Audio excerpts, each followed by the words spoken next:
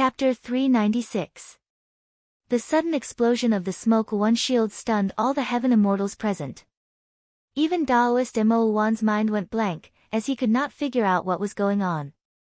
No matter what, Taoist Mo Wan had asked a 29th tier item crafting master from Puyo Heavenly Realm, and spent several tens of thousands of years to gather the geocentric crimson flame dark copper. It was an immortal item that Taoist Mo Wan was proud of. Not even ordinary heaven immortals could break the defense of the smoke one shield, yet it was completely destroyed by these two great serpents. Taoist Qi and Taoist Min had their mouths agape at the same time. Taoist Qi had a strange smile on his face, while Taoist Min's face turned blue. Meanwhile, all the heaven immortals from Yuanhua sect turned to look at Wu Qi at the same time. This little fellow was the master of these two great serpents. Goldhorn's tail slapped heavily on Taoist Mo Wan's chest. Taoist Mo Wan had never tempered his immortal body, and only focused on the cultivation of his immortal soul and magical power. However, dragon pythons of fire and ice were famous for their powerful fleshly bodies since the ancient times. With just a swing of their tails, they left a half-foot deep wound on Taoist Mo Wan's chest, nearly cutting him open. A large amount of golden immortal blood sprayed out from the wound, while Taoist Mo Wan was knocked flying backward and slammed headfirst into Silverhorn. Laughing strangely, Silverhorn grabbed Taoist Mo Wan with one claw and shoved him into his mouth. While attacking, he said hastily, "Don't worry, elder brother. I'll eat the upper body, and leave the lower body for you. TSK, there is still a good ingredient for the three-whip soup." Goldhorn cursed anxiously, curling up his body and leaping towards Silverhorn. Upper body, upper body. 70% of the essence of an immortal was gathered in the upper body. The internal organs were the source of the five energies in an immortal's body, the head was the place where the immortal's soul and intelligence gathered, and the most valuable thing of an immortal was the upper body. If Silverhorn took the upper body for himself, didn't that mean all the benefits of Mo Wan would belong to him? As for the good ingredient, Goldhorn was not interested in it at all.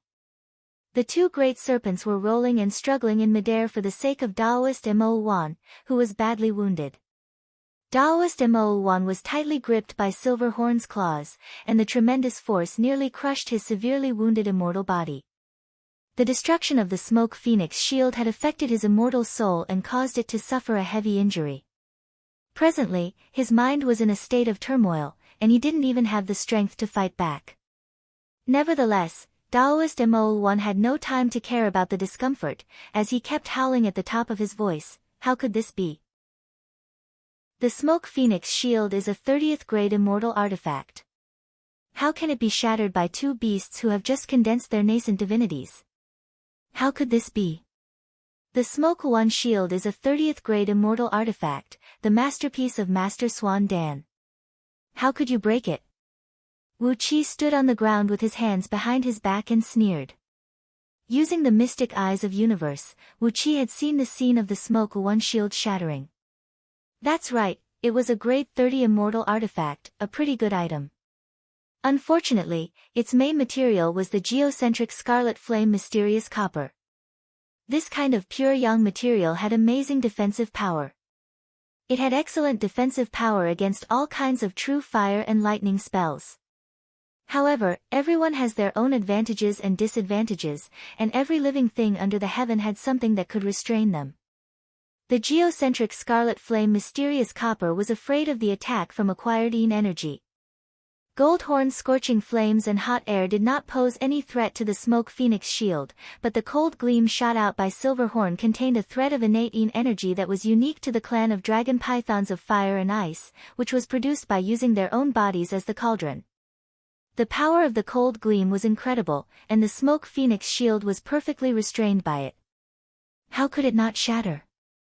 Seeing that Taoist Mo Wan was about to be tortured to death by the two brothers, Wu Qi cleared his throat and cried out, "All right, Goldhorn, Silverhorn, put down Uncle Master Mo Wan. If you eat something wrong, you will have diarrhea." Goldhorn and Silverhorn, who were chasing each other in midair, turned stiff immediately, lowering their heads like deflated balloons. Silverhorn rolled his eyes and loosened his claws, causing Daoist Mo Wan to fall down like a rock. However, Daoist Mo Wan was, after all, an experienced heaven immortal. Although he was severely wounded just now, he still managed to catch his breath and stabilize his body after falling for several hundred feet. He gave Goldhorn and Silverhorn a glance, who looked dejected and sad because their delicacies were gone, and said with a deep voice, "For today's humiliation, I." Wu Qi interrupted Daoist Mo Wan. With both hands clasped behind his back, he sighed and said, "Why are you bickering with two beasts, Uncle Master? They know nothing, and they are just two greedy beasts. They are just transcending their thunder tribulation, yet they were insulted by someone. That is why their wild nature flared up and attacked you, Uncle Master. As a heaven immortal, bickering with two beasts is a disgrace to your status." Although Wu Qi's words were extremely unpleasant to the ears, they had captured the thoughts of these heaven immortals. It was Daoist Mo Wan who insulted Goldhorn and Silverhorn first, and then the two beasts attacked him. They were beasts, so how could one reason with them? Daoist Mo Wan brought this upon himself, and no one could help him. As for the fact that Daoist Mo Wan's prized immortal item was destroyed, and he himself was severely wounded by Goldhorn and Silverhorn.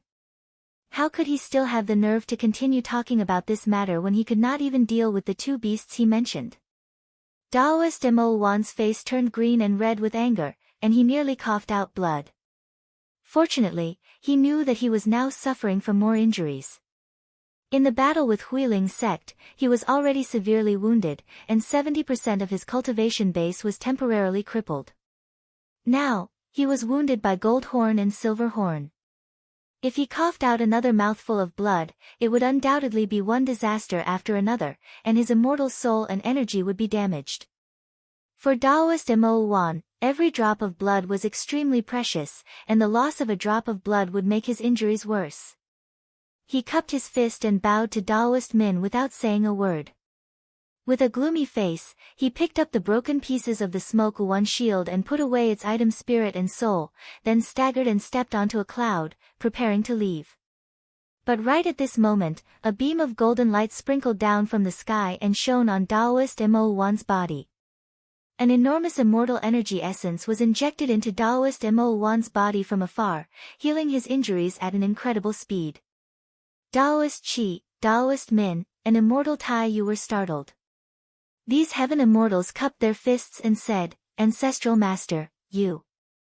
Patriarch Yuan Hua's voice was heard coming from afar. "Qi'er, Min'er, Mo Wan, Wu Qi, come here, all of you," he said in a low voice. Those who were called by Patriarch Yuan Hua dared not to be negligent. Without hesitation, they quickly stepped onto clouds and flew towards Green Cliff Mountain. The beam of golden light followed Daoist Mo Wan all the way to Green Cliff Mountain, and only then it slowly faded away. After being replenished by the enormous immortal energy essence in the golden light, Daoist Mo Wan's injuries were 70 to 80% healed, and even his immortal body, which was severely wounded by Huiling Sect's immortals, had almost fully recovered. As Patriarch Yuan Hua's cultivation base was much stronger than Daoist Mo Wan, the fact that he was consuming his own energy essence to heal Daoist Mo Wan was like an elephant transfusing blood to an ant. Every little bit of blood the elephant lost was more than enough for the ant to exchange all its blood. In Patriarch Yuan Hua's eyes, Daoist Mo Wan's injuries were nothing serious. But, immortal energy essence was extremely important, and if it was not necessary, which heaven immortal would waste his own energy essence to heal someone else? That would be too great a loss.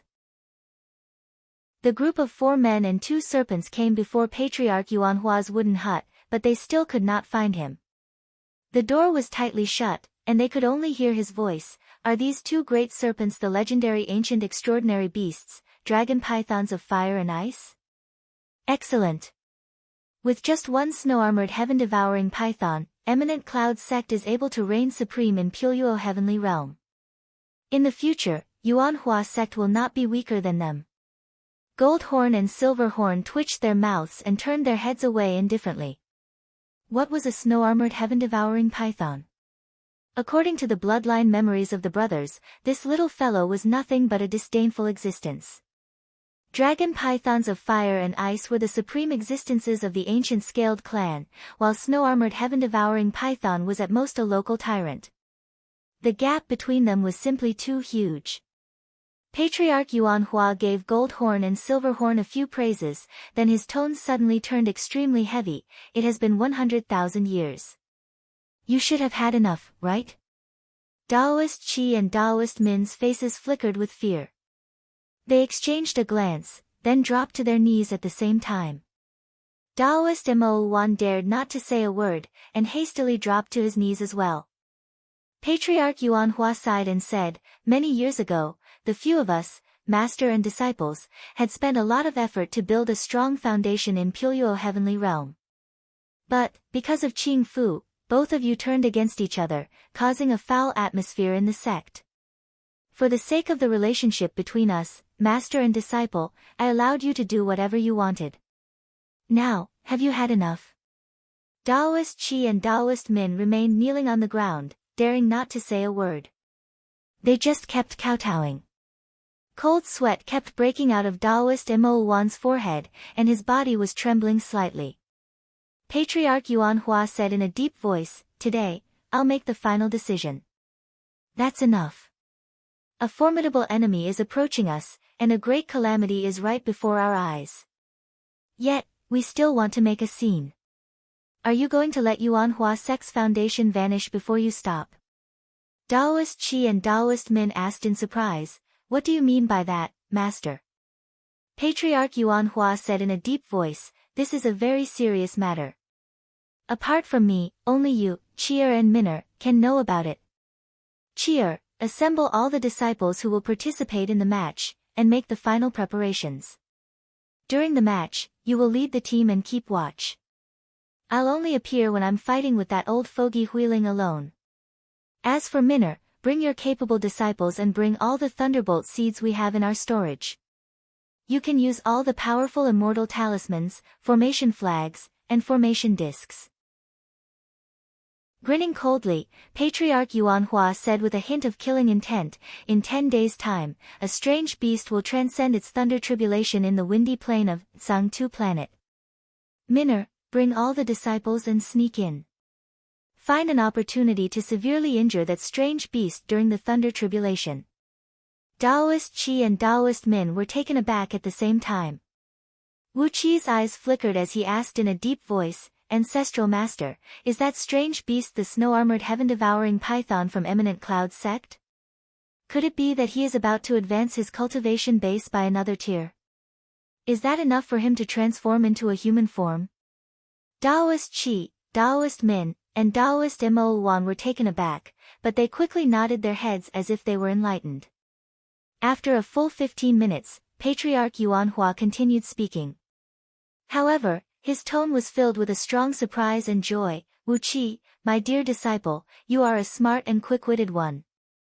Ha, it is the great python of Eminent Cloud sect, the snow-armored heaven-devouring python, who is about to transcend his thunder tribulation." Wu Qi laughed, nodded his head thoughtfully and said, "No wonder Yun Tianao was so easy to talk to when Yun Wuqi was eaten by catfish." Patriarch Yuan Hua laughed and said, "That's right. No wonder Yun Tianao was so easy to talk to that day."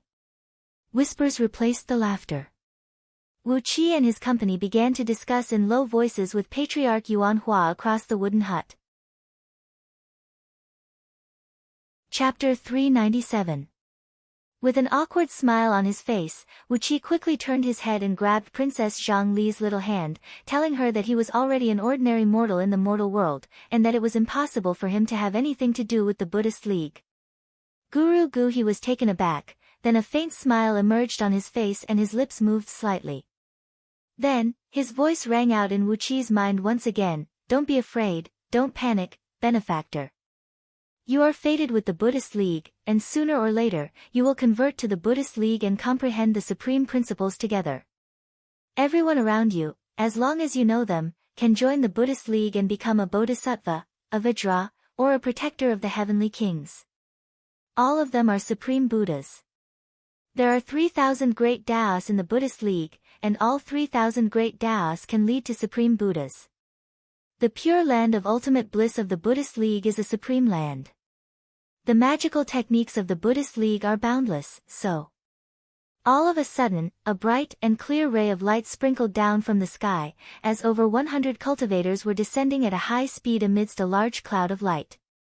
Immortal Chuan raised his eyelids and gave them a glance, then clapped his hands and said with a smile, "Wonderful. The fellow immortals from Huiling sect are here. He, only the people from Yuanhua sect are left." Gritting his teeth, he calculated that Huiling sect's overall strength would never be able to fight against the celestial court of Hua Luo heavenly realm represented by Reverend Miao Miao, and he was far from being a match for Reverend Miao Miao, a 26th tier heaven immortal. Although Reverend Huilin had a bellyful of anger, he could only smile and nod at the surrounding immortals. As immortals had endless years, it was only natural that they would be extremely bored.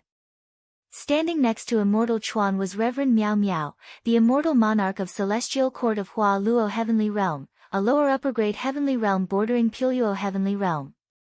He pulled out a large dice bowl from under his sleeve and shouted, "Fellow immortals, come. Today is the grand occasion, how can we not make a bet? Place your bets, place your bets.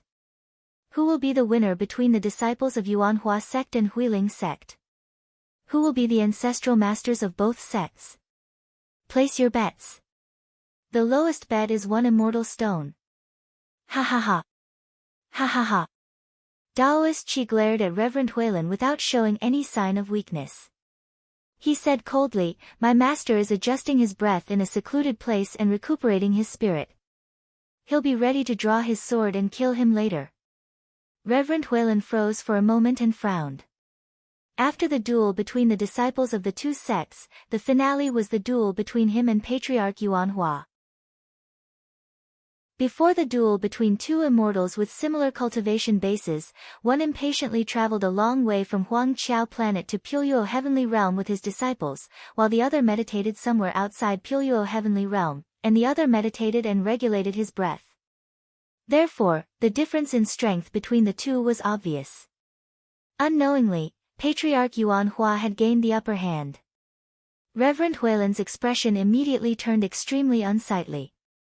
"I'm having a life and death duel with my disciple here, yet you, Reverend Miao Miao, are betting on this life-threatening shady business?"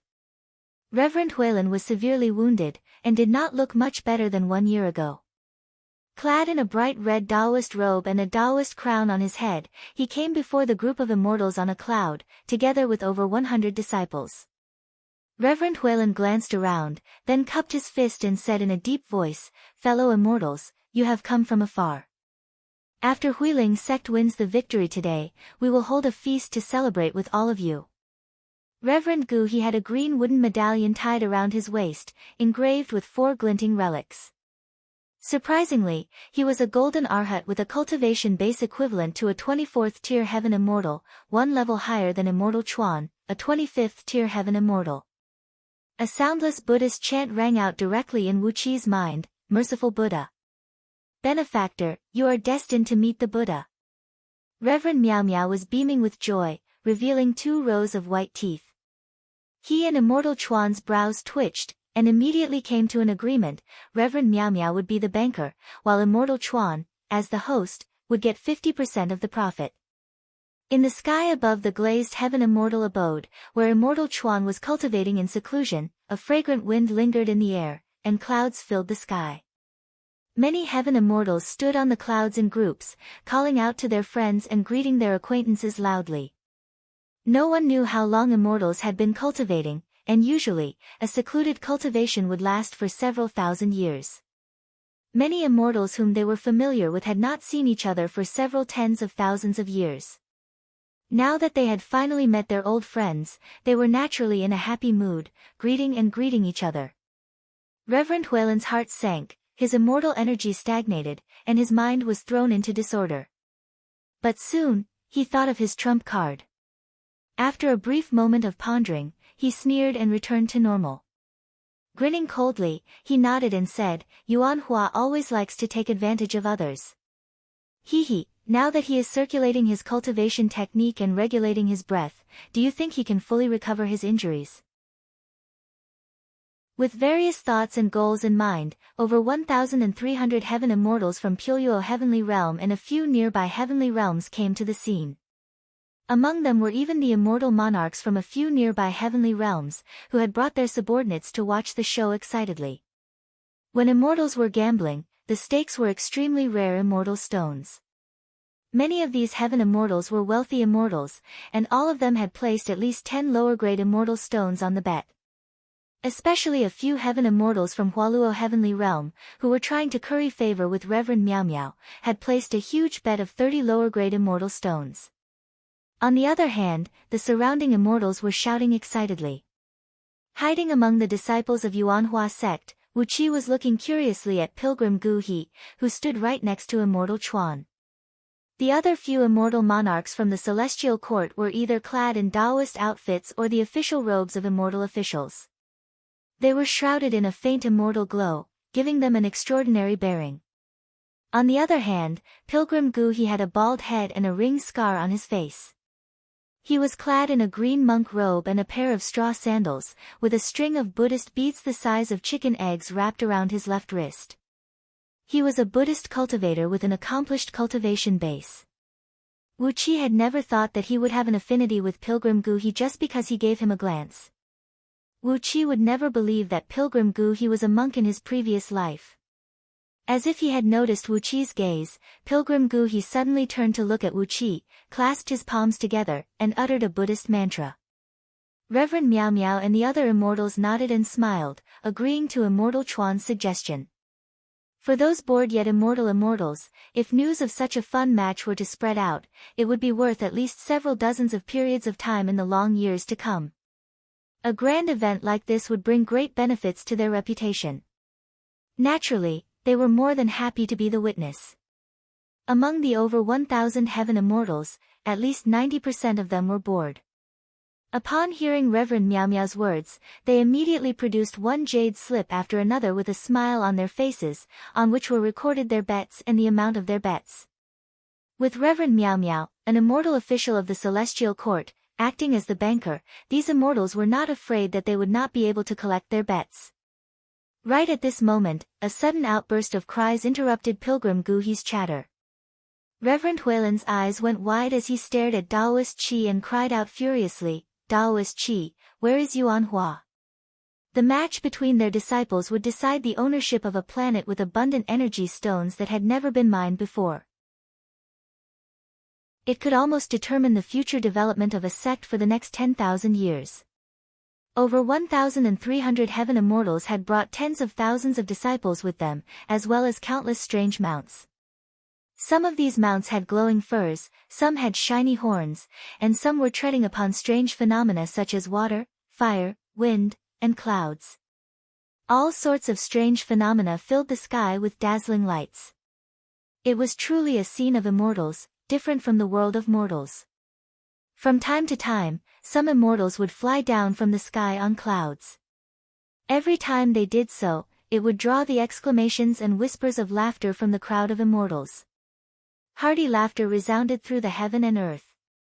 Streams of light, clouds, flood dragons, wan phoenixes, white deers, immortal cranes, heaven immortals, together with their disciples, were seen traversing across the void with their divine abilities, heading straight towards Pyuyo Heavenly Realm. Strange lights flickered in the sky, and a fragrant breeze filled the air. Some immortals who loved extravagance even spent their immortal energies to hoist palaces, pavilions, or even small mountains up into the sky, heading straight towards Pyuyo Heavenly Realm. Today was the day of the match between Yuanhua sect and Huiling sect. Upon hearing the news, all the heaven immortals from Pyuyo Heavenly Realm and several dozens of nearby heavenly realms had come to Pyuyo Heavenly Realm with great interest. An ancient abode of the human race? What was that? Wu Qi quickly went through Lady Dark Goldwater's memories, but found nothing. This was the first time Wu Qi saw a cultivator from the Buddhist League in this world. Reverend Gu He was a skinny man, with a dignified and solemn face. His skin was shimmering with a faint golden gleam. Obviously, he had cultivated the Dharma body of Vajra unique to Buddhist League to a very powerful realm. Yet, the Golden Arhat of Buddhist League was one of the few existences who could fight against a powerful race like the Heavenly Dragon clan with just their fleshly bodies. Shaking his head and smiling disapprovingly, Reverend Huilin cupped his fist at Immortal Chuan and said, "Immortal Monarch, please be the witness for the match between our two sects."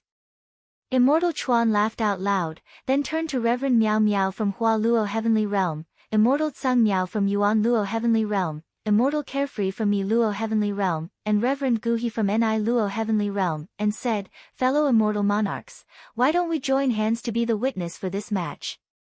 In the future, when this matter is mentioned, it will be a great story in 5 Luo Heavenly Realm." The match between the ancestral masters of two sects would decide the ownership of their sects, and it would directly determine the rise and fall of a sect.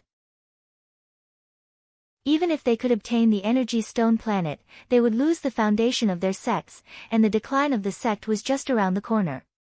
While Wu Qi was dizzy from the noise, he heard Immortal Chuan say complacently, "That's right. The venue of the life and death match between the disciples of Yuanhua sect and Huiling sect will be held at the place I've recently discovered, the ancient mansion of the human race." Wu Qi was so scared that his hair stood on end. Suddenly, he recalled the various novels he read back on Earth. Didn't all the monks in those novels do the same thing?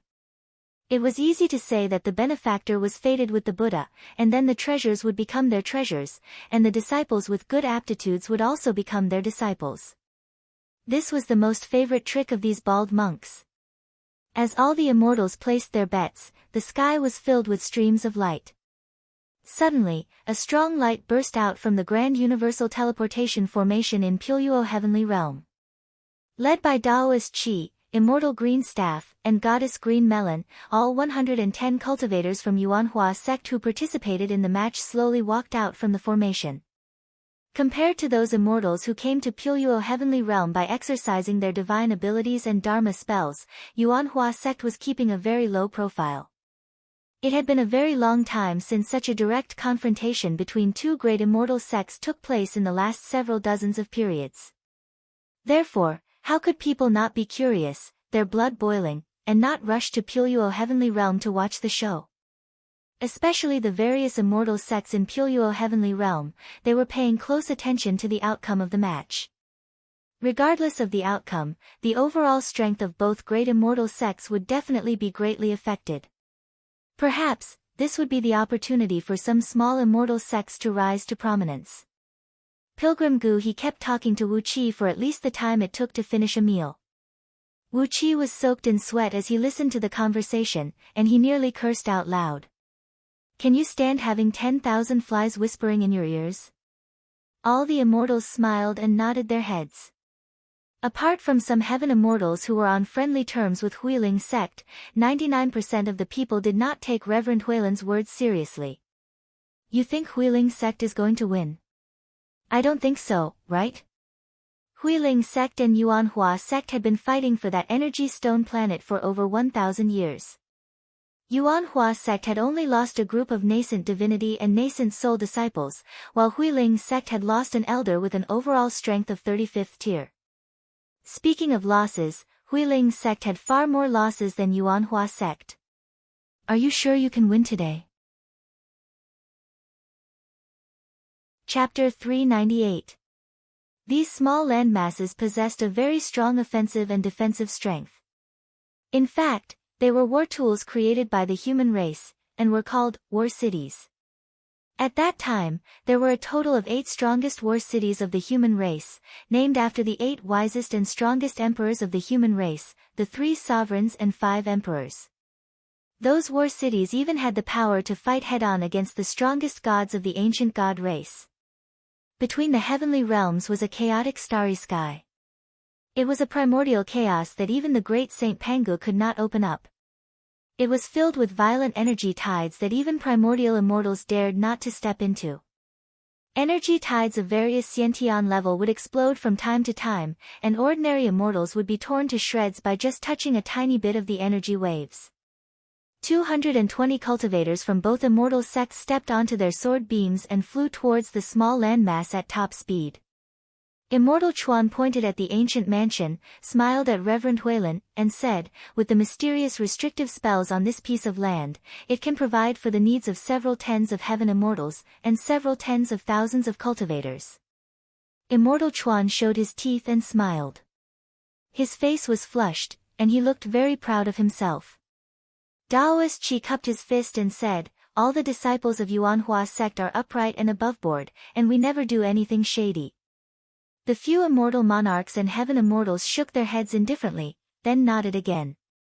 Carefully, Immortal Chuan led the group of immortals and opened up a small tunnel in the chaotic starry sky, traveling several tens of thousands of miles. It was just a short distance of several tens of thousands of miles, but it had already made these immortals gasp for breath, and made their faces turn pale with fear, cold sweat trickling down their backs. Wu Qi, who was pondering the stories of the ancient human race told by Immortal Chuan, nearly burst out laughing when he heard Immortal Chuan's words. This Immortal Chuan was really good at doing business. No wonder he would follow Reverend Huilin to Yuanhua sect to be the notary, and increase the bet by such a huge amount. Apparently, he was waiting for some unlucky disciple from both immortal sects to lose their important land, and then purchase this mansion filled with abundant natural energy from him. Laughing loudly, Immortal Chuan pointed his finger at the mansion. Immortal Chuan spread his arms and said with a bitter smile, if I had gained some benefits from it, I wouldn't have asked all of you to come here. Ben Jun spent several years turning over every blade of grass and every tree, but didn't find anything good. However, I don't have enough power to destroy the mansion in the core of the Forgotten Manor. Therefore, I intentionally announced it to the public. Which immortal friend has the ability to benefit from it? After this battle, you can go and try your luck. It will be a great story. Daoist Master Huilin said in a cold voice, the disciples of my Huiling sect would never do such a disgraceful thing. From afar, this small landmass looked like a delicate bonsai. There were mountains, lakes, rivers, flowers, and trees. There was even a small fireball hovering above the landmass. It revolved around the landmass like a sun, providing heat and light for the living beings on the landmass. There should be some good things in the mansion of the ancient human race. But, they were all extremely troublesome things, and were not very useful to immortal cultivators. Therefore, although the mansion was very attractive, its attraction was more in the mansion itself, not the treasures in it. However, according to the unwritten rule of immortals, since Immortal Chuan had found this mansion, all the other immortals had the right to fight for the treasures in it, but the mansion itself belonged to Immortal Chuan. If not for that, why would Immortal Chuan bring so many immortals here in such a generous manner? Suddenly, a strong natural energy came rushing at them from the front. Wu Qi and all the cultivators from Yuanhua sect had rushed into the mansion. The starry sky was filled with chaotic airflows. If an ordinary immortal accidentally let them invade his body, the effect would be no different from injecting the venom of a poisonous snake into the blood vessels of a mortal. Apart from those almighty experts who had transcended the realm of primordial immortal by cultivating innate cultivation techniques, no immortal dared to let the chaotic airflows get close to them. On top of that, the chaotic airflows were extremely heavy. Just a strand of chaotic airflow as thin as a hair was 100 times heavier than a lofty mountain. It was not hard to imagine how much immortal energy it would take to open up a safe passage in such a starry sky.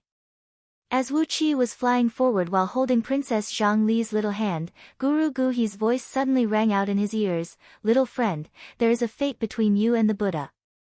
If you encounter any danger during the match, you just have to shout, 'Master, save me,' and I'll definitely do my best to save you. Little friend, if you join the Buddhist League, you will find endless happiness. If you are willing to cultivate in seclusion, there are countless beautiful sceneries in the land of ultimate bliss. If you are interested in dual cultivation, there is also the Great Joy Zen technique in the Buddhist League. I have a senior brother who is an outstanding talent in that technique. I can let you join his sect." After entering the spherical space, all the immortals breathed out a heavy sigh of relief and felt completely at ease. It made sense, as the natural energy in the vicinity of the mansion was really rich, even much richer than that of myriad immortals' planet. Although the landmass was a little smaller, the density of natural energy was very high. If one were to compare it seriously, the total amount of natural energy here was about the same as that of Green Cliff Planet. If either Huiling sect or Yuanhua sect were to lose their headquarters today, this ancient mansion could really serve as a temporary shelter for them. In the ancient times, it was before the establishment of the Celestial Court. At that time, the ancient gods were still the rulers of the heaven and earth, while the human race was rising rapidly. Under the leadership of the human emperor, the human race used a mystic technique to take down the fragments of Panga continent, creating a small landmass like the one in front of them, allowing them to roam the sky above the human race's territory. Right in the center of the landmass, between the mountains and the shores of lakes, the ruins of a few cities could be vaguely seen. Originally, these cities were very large in scale, with city walls measuring several tens of miles in both width and length, and standing over 100 feet tall. It was not hard to tell how magnificent these cities were in the past. But now, these city walls had collapsed to the ground, and all that was left of the houses in the cities were broken walls. The few cities were filled with an air of dilapidation. After that, the heaven and earth fell into chaos. When he said this, Immortal Chuan's description was a little vague. Clearly, he did not know much about this period of history. In short, the human race eventually became the rulers of the heaven and earth, while the immortals soared above the 9 heavens. On the other hand, the war cities of the human race that once roamed the universe were either destroyed or lost in the vast chaotic starry sky, drifting aimlessly in all directions. Instinctively, Wuqi exercised his mystic eyes of universe and gave the surroundings a glance, and he nearly let out a cry. Beside him, Reverend Miao Miao said with a smile, "In short, we have to fight with our true strength, and no cheating is allowed." In this era where natural energy was scarce and resources were scarce, an ancient mansion that could absorb chaotic airflow and transform it into natural energy was a great temptation to all the immortal sections. If Immortal Chuan auctioned it, he could get a lot of benefits. The group of immortals stared quietly at the small landmass. Reverend Miao Miao said with a half-joking and half-serious tone, "Immortal Chuan, I suppose you must have obtained countless benefits from discovering this ancient mansion? Ha ha ha, I wonder if you can show it to us." Immortal Chuan continued, "In this life and death match, neither side is allowed to use immortal-grade talismans, immortal-grade thunderbolts, or any other consumable offensive magical treasures. Otherwise, they will lose on the spot. Medicinal pills and demon pets are allowed to be used. Of course, fellow immortals, with your keen eyes, if any one of you uses a demon pet whose overall strength does not match its master's, we, the few of us, will judge the immortal sect he belongs to as the loser." A bright flame flickered in the void, stretching for several tens of miles. Immortal Chuan and the other 4 immortal monarchs led the group of immortal officials to clear a path in the front. All the heaven immortals exerted their powers at the same time, forming a long stream of light that flew at top speed in the void. In just a blink of an eye, they had traveled tens of millions of miles, and very soon, they arrived at the edge of Pulyuo Heavenly Realm. Reverend Huilan's lips twitched as he gave Immortal Chuan a glance. After advancing carefully for several tens of thousands of miles, a spherical space with the diameter of about 10,000 miles suddenly appeared amidst the tumbling void. An enormous restrictive force had opened up such a safe space in this chaotic starry sky, which was filled with rich natural energy. A strange golden light filled the surroundings, as a small landmass, measuring about 1,000 miles in both width and length, was hovering quietly in front of them. Everyone's attention was attracted by this space. When no one was paying attention, Wuqi nimbly threw something to the side. Narrowing his eyes, Wuqi knew that Lady Dark Goldwater was an idiot who only focused on cultivation, and knew nothing about anything else. Therefore, she did not have any impression of a mansion of the human race in her memory. Shaking his head, Wuqi turned to Immortal Green Staff and asked in a low voice, "Ancestral Master, what is the origin of this mansion of the human race?" The restrictive force that opened up this spherical space in the chaotic starry sky was coming from the core of that landmass. Chaotic airflows kept rushing into this space, and were transformed by the restrictive force into the normal natural energies of 5 elements. A rich natural energy kept bursting out from the landmass, and the surrounding spherical space seemed to be expanding slowly. All the immortals on the scene had sharp ears. Upon hearing Wu Qi's question, Immortal Chuan turned to give Wu Qi a look. When he found out that Wu Qi was the young man who had given him a large sum of bribes, he immediately had a good impression of him. Immortal Chuan nodded amiably, smiled and said, "If that is the case, I'll tell you the origin of this mansion of the human race. Fellow immortals have brought quite a number of juniors here, and it is a good thing to let them gain some knowledge." Upon hearing Immortal Chuan's words, the group of immortals became excited like flies who had smelled the scent of blood. They fixed their eyes on the disciples of two immortal sects, secretly calculating the chances of winning. The sound of a jade bell rang out, as Immortal Chuan smiled and said, "That will be the best. Disciples of Huiling sect and Yuanhua sect, quickly enter the mansion. The match will officially begin at noon 3 days later. During this period of time, you can familiarize yourselves with the terrain, adjust your aura, or simply try your luck and see if you can find some good treasures." Pilgrim Gu He's nagging kept buzzing in Wu Qi's spiritual ocean like a fly that could not be killed. Helpless, Wu Qi rolled his eyes and sealed off all his 6 senses. Only then did he manage to isolate himself from Pilgrim Gu He's nagging. Some of these mansions had drifted into the depths of the vast and immeasurable chaotic starry sky, while some had drifted for countless years due to the chaotic tide. Occasionally, they would be pushed close to a heavenly realm, and sometimes, they would even break into the normal starry sky of a heavenly realm. Whenever this happened, the lucky immortal monarch in charge of the heavenly realm would receive an unexpected windfall. The price of a mansion was indeed not cheap. Smiling, Immortal Chuan clapped his hands and said, "Come, come. Fellow immortal monarchs, today is the day of the match between Huiling sect and Yuanhua sect. For the sake of a planet of energy stones, both immortal sects will each send out 10 nascent divinity cultivators and 100 nascent soul cultivators to fight in this mansion. No matter what, the disciple of whichever sect can walk out from this mansion in the end will be able to occupy the planet of energy stones for himself." Immortal Chuan nodded his head reservedly, then began to tell them about the origin of the mansion of the human race. Chapter 399. With his cultivation base skyrocketing, Wu Qi exercised his mystic eyes of universe, and could see every single blade of grass and every tree on this vast landmass.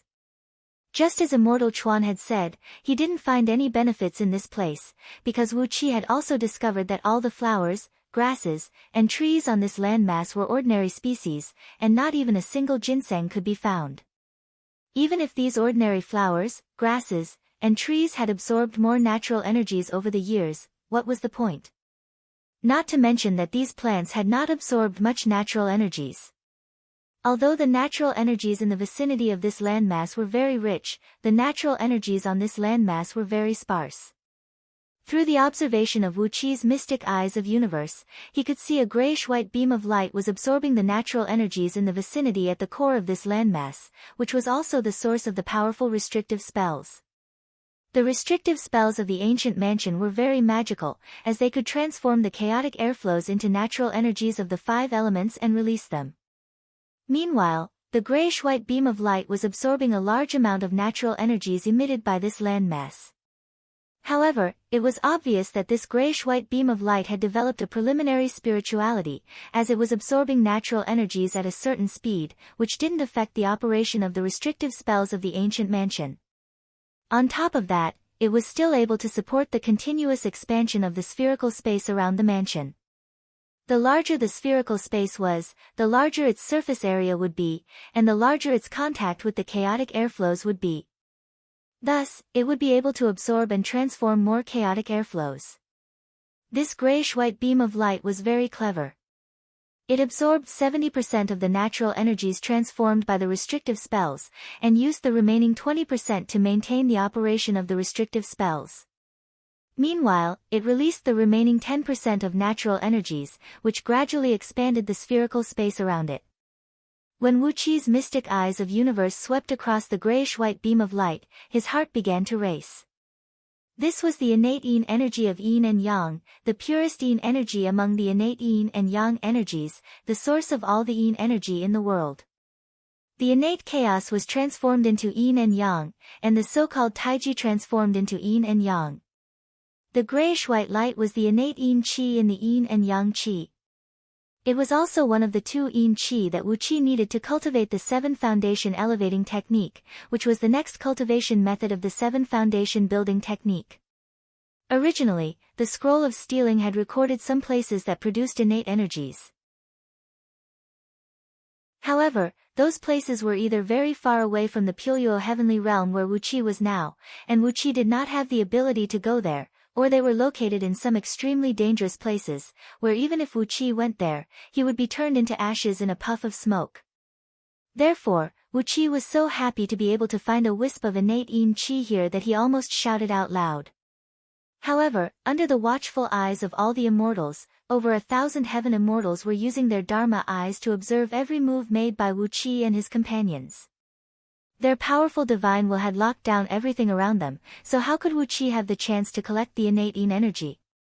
But, without the innate yin energy, how was Wu Qi going to cultivate the 7 foundation elevating technique to the next level? Currently, he had 10 innate nascent souls in his 3 spiritual and 7 physical souls, and the 7 foundation elevating technique required him to shatter these nascent souls, fuse them with the innate yin and yang energies, and eventually form an innate nascent divinity.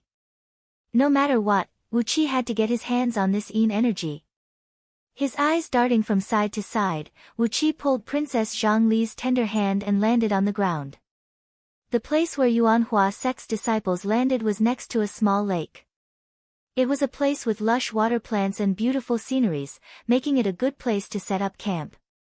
All the disciples of Yuanhua sect who participated in the life and death match were from White Cloud Immortal sect, and 70% of them had the surname Jiang. All of them were blood relatives of the same clan, and with the elders of Jiang clan taking care of them, they moved in an orderly manner. Very soon, they began to deploy various defensive mechanisms and traps around the lake. Several hundred miles away, the group of over 100 disciples from Huiling sect was divided into 5 groups, obviously led by 5 peak-stage nascent divinity cultivators. They were noisy when they moved, and only after a full 15 minutes after they landed on the ground did they begin to slowly deploy all kinds of defensive formations under the command of a nascent divinity cultivator who was appointed as the leader. However, it was obvious that there was a grudge between the people of these 5 factions, as their cooperation was sloppy, and their efficiency was shockingly low. High up in the sky, Daoist Qi nodded his head happily and said with a smile, "We now have 70% chance of winning." Meanwhile, Reverend Huilan's face was extremely unsightly. He gave a fierce glare at Immortal Kuhi, who was standing next to him with an unsightly expression, and scolded him with a voice transmission, "So, these are the good disciples you found? Look at them, then look at those Yuanhua sect disciples on the opposite side. If not because I have the confidence to defeat that old fart Yuanhua, wouldn't our sect have lost a treasured planet of energy stones for no reason?" Immortal Kuhi bowed his head helplessly with a long face. He also found it strange that all the disciples of Yuanhua sect who participated in the life and death match were so obedient. Under the lead of a cultivator, all of them were doing what they were supposed to do, just like a group of filial sons and grandsons carrying out tasks assigned by their patriarch. Immortal Kuhi did not expect that his guess was right. The leader of Yuanhua sect's disciples in this life and death match was Jiang Xiaoxiao, a peak-stage nascent divinity cultivator, commonly known as Daoist Xiao. Furthermore, 70% of the disciples of Jiang clan were his sons and grandsons. As for the other 30% who were not from Jiang clan, most of them had the surname Lu. However, Lu Wuyue, Jiang Xiaoxiao's partner in dual cultivation, was the patriarch of these Lu clansmen, and she was also one of the 10 peak-stage nascent divinity cultivators sent by Yuanhua sect in this life and death match. With her around, all the cultivators with the surname Lu were naturally very obedient. In less than 2 hours, while the disciples of Huiling sect were still idling, under the command of Daoist Xiao and Lu Wuyue, Wu Qi and the others had already constructed a city made of clay, measuring about 1 mile in both width and length. It was surrounded by countless restrictive formations, forming a powerful defensive and early warning system. When everything was done, Taoist Xiao, who always wore a smile on his face, cried out loudly, "Disciples of Yuanhua sect, listen up. Build your own tents, circulate your energy, and regulate your breath. 3 days later, we will fight a life and death match with the disciples of Huiling sect." All the disciples of Yuanhua sect answered at the same time. Right in the middle of the city made of clay, they pulled out the white tents they brought with them and pitched several dozens of tents according to the positions of the 8 trigrams. After that, they hid in the tents and began to regulate their breath, trying their best to adjust themselves to the best condition.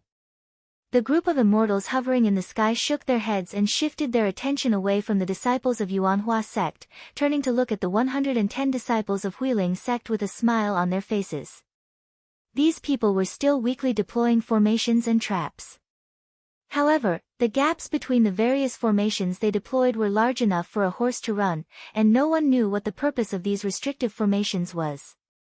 Some immortals who were not very kind suddenly burst into loud laughter. Without giving any face to Reverend Huilin, they began to make comments on these disciples of Huiling sect who were going to participate in the tournament. There were even some immortals who were mean by nature who simply grabbed their own disciples, using the vastly different performance of the disciples of Huiling sect and Yuanhua sect as a teaching material to teach their own disciples a lesson, telling them that they must live in harmony and be as smart and capable as the disciples of Yuanhua sect, and that they must never be like those useless fools from Huiling sect. Reverend Huilin's face turned uglier and uglier. Gradually, his eyes were filled with pale golden blood veins, as he stared at Immortal Kuhi furiously. If he knew this was going to be such a disgrace, he would have asked his own disciples from Huiling sect to participate in the battle. However, those nascent divinity and nascent soul disciples of Huiling sect had suffered a great loss in the battle with Yuanhua sect. Left with no other choice, Immortal Kuhi had to find a group of outer sect disciples as his disciples. These disciples were the disciples of 4 outer sect disciples, together with a peak stage nascent divinity cultivator from Huiling sect, and over 20 cultivators led by a peak stage nascent divinity cultivator from Huiling sect. But obviously, such a hodgepodge of disciples was not as strong as the disciples of Yuanhua sect. Jiang Yun. How could that young fellow bring up such a group of obedient and capable disciples? Reverend Huilin's heart felt heavy. For the first time in his life, he was not optimistic about the future of Huiling sect. It was a sign of prosperity for Yuanhua sect to have such smart, capable, obedient, and organized disciples. On the other hand, why did the disciples of Huiling sect seem to be in a state of decline? On the other hand, those heaven immortals who were part of the top 10 sects in Puyo heavenly realm, like Yuanhua sect and Huiling sect, were thoughtfully sizing up the disciples of the 2 immortal sections. Their eyes were flickering. Obviously, their attitude towards Yuanhua sect and Huiling sect would undergo a subtle change in the future. Pulling Princess Zhongli's hand, Wu Qi squeezed into a spacious and lofty tent. After that, without saying anything, he put his arms around Princess Zhonglu and gave her a deep kiss. As Wu Qi's eyes flickered, Princess Zhonglu, who was very familiar with Wu Qi, widened her eyes and rolled her pretty eyes. Then, cooperatively, she tangled her warm little tongue with Wu Qi's. As the 2 of them did this, the few strands of divine sense that were left on their bodies immediately moved away. All the heaven immortals present were reputable figures, and they would never do something like peeping on their juniors. Even if there were some people with bad conduct who liked to do such a thing, they would never make a fool of themselves in front of so many people of similar status. Therefore, with just a deep kiss, Wu Qi had created an excellent condition for himself. With a sway of his body, Wu Qi took a step back, drilling into the ground like a stream of water. A celestial fiend puppet squeezed out of the ground and transformed into Wu Qi's appearance, sitting cross-legged on the ground while groaning, discussing some superficial Tao of talismans with Princess Zhonglu. Princess Zhonglu was sitting cross-legged in front of the puppet, pretending to be discussing some superficial Tao of talismans. Exercising an innate escape art, Wu Qi smoothly avoided 19 layers of defensive mechanisms, and quickly approached the core of the landmass, where a cave abode was excavated underground. This was the cave abode that immortal Chuan said he could not break. The last few layers of defensive mechanisms in the cave abode were indeed very powerful, and extremely complicated. Wu Qi could see through the ins and outs of these restrictive spells, but he really did not have the ability to open them. Perhaps, the person who constructed them had an overall strength equivalent to an upper-tier gold immortal. There was no way Wu Qi could break them. For example, Wu Qi knew that he could blow up a stone wall with explosives, but his strength was only equivalent to 1 or 2 grams of explosives. He could only blow up stones for fun, and could not do anything to a stone wall that was 1,000 feet thick. In the face of such powerful defensive mechanisms, one would need a very strong cultivation base to break them. Taking a deep breath, Wu Qi carefully hid himself outside one of the powerful defensive mechanisms, releasing just a tiny bit of his innate 5 elements aura. Abruptly, the innate yin energy hidden in the core of the cave abode moved, transforming into a beam of white light and piercing through the layers of defensive mechanisms effortlessly, quickly coming before Wu Qi. After briefly sensing the aura emanated from Wu Qi, the innate yin energy fused into Wu Qi's body without hesitation. A stream of cold air flowed through his body. Wu Qi took a deep breath and carefully exercised the 7 foundation establishment technique, guiding the innate yin energy into the innate yin meridians in his arms, making it stay there safely. Right after the innate yin energy fused with the yin meridians, all the energy in Wu Qi's body began to surge and surge like a rioting mob. Chapter 400. As soon as the innate yin energy entered his body, Wu Qi's fleshly body, which was tempered by the mystic technique of scroll of stealing, immediately went through a tremendous transformation. Every single cell in his body was cheering as they absorbed the subtle aura emanating from the yin energy. In just a brief moment, Wu Qi's body, which had become sharp because of practicing the flood dragon transformation technique, and his bulging muscles, had suddenly become smooth, and harmonious. An endless stream of yin energy was flowing and circulating in Wu Qi's body. With a slight twist of his body, Wu Qi's body began to twist and wriggle like water. He took a deep breath, and his body became as hard as steel, while his muscles began to bulge out from under his skin. The innate yin energy was circulating crazily in his body. As the innate yin energy was the most restrained, Wu Qi's innate energies of 5 elements were shrinking rapidly like mud under a 10,000-ton hydraulic press. In just the time of 2 to 3 breaths, the innate energies that filled all the meridians in Wu Qi's body had been compressed to 1/10 of their original volume. The energy contained in each unit of innate energies had increased by 10 times. Perhaps the power of an ordinary fire-thunder spell cast by Wu Qi was comparable to the Raging Thunderstrike, which was unleashed by a peak-stage nascent divinity cultivator by consuming a huge amount of energy. On top of that, as the innate yin energy was restrained and hidden, Wu Qi's aura had also become faintly discernible, and was even comparable to that of an ordinary human. It was stated in the scroll of stealing that only when one had absorbed the innate yin energy, could all the escape techniques of hiding one's whereabouts in the scroll of stealing be cultivated to the ultimate stage. Now, even if Wu Qi did not use the mystic technique to restrain his aura, as long as he walked into a crowd of mortals, ordinary immortals would think that he was just a mortal. Feeling the magical transformation in his body, Wu Qi shook his head in a happy yet troubled manner, and breathed out a long sigh. His innate energies had been reduced by 90%. Even with the speed of his 10 nascent souls breathing at the same time, it would still take him some time to replenish the consumed innate energies. Of course, this was a good thing. But after a few days of hard work, his meridians would be filled up again. Unwilling to give up, Wu Qi looked at the ancient restrictive spell that was emitting a faint bronze light like an iron wall in front of him. He shook his head and quickly returned to the ground. The scroll of stealing did mention all sorts of tricks to solve this kind of restrictive spell that was left behind from the ancient times. However, currently, Wu Qi did not have the ability to break it, so he could only look at it and sigh. But with this innate yin qi, it was worth it, everything was worth it. As long as he could find the innate yin and yang qi, he would be able to cultivate the 7 foundation elevating technique, using the innate yin and yang qi as the heaven and earth furnace and his own body as the cauldron, crushing his nascent soul that contained his 3 spiritual and 7 physical souls, and forging his innate nascent divinity in an unprecedented way. An innate primordial spirit that had fused with the innate yin and yang and the 5 elements was an existence comparable to an immortal soul. Once his innate primordial spirit was formed, Wu Qi had officially embarked on a path of cultivation that was completely different from the current cultivation world. The end of this path would lead straight to the true great Tao of the heaven and earth, but it would depend on whether Wu Qi had the luck to reach that point.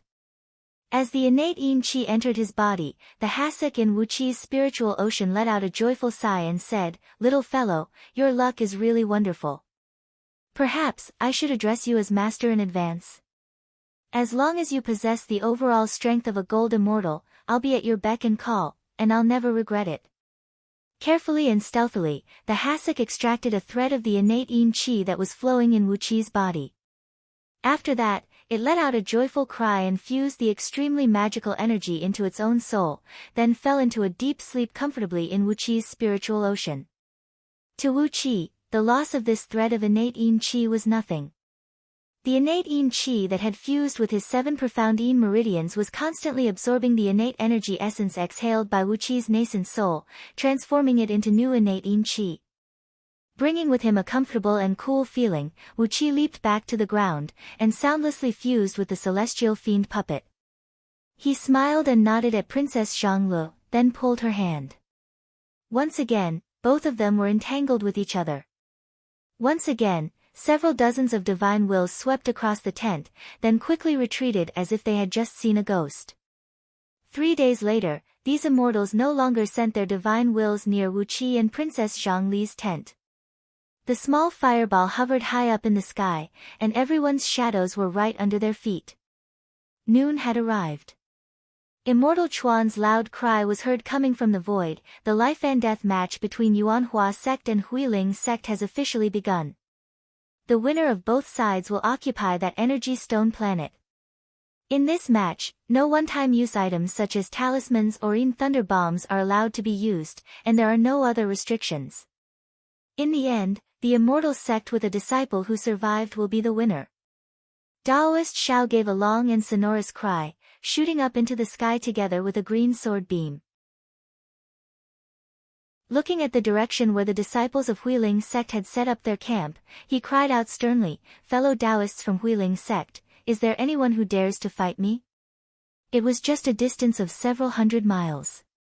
Even though some cultivators did not have the ability to see through this distance with naked eyes, the divine will of peak stage nascent soul cultivators was more than enough to cover this space.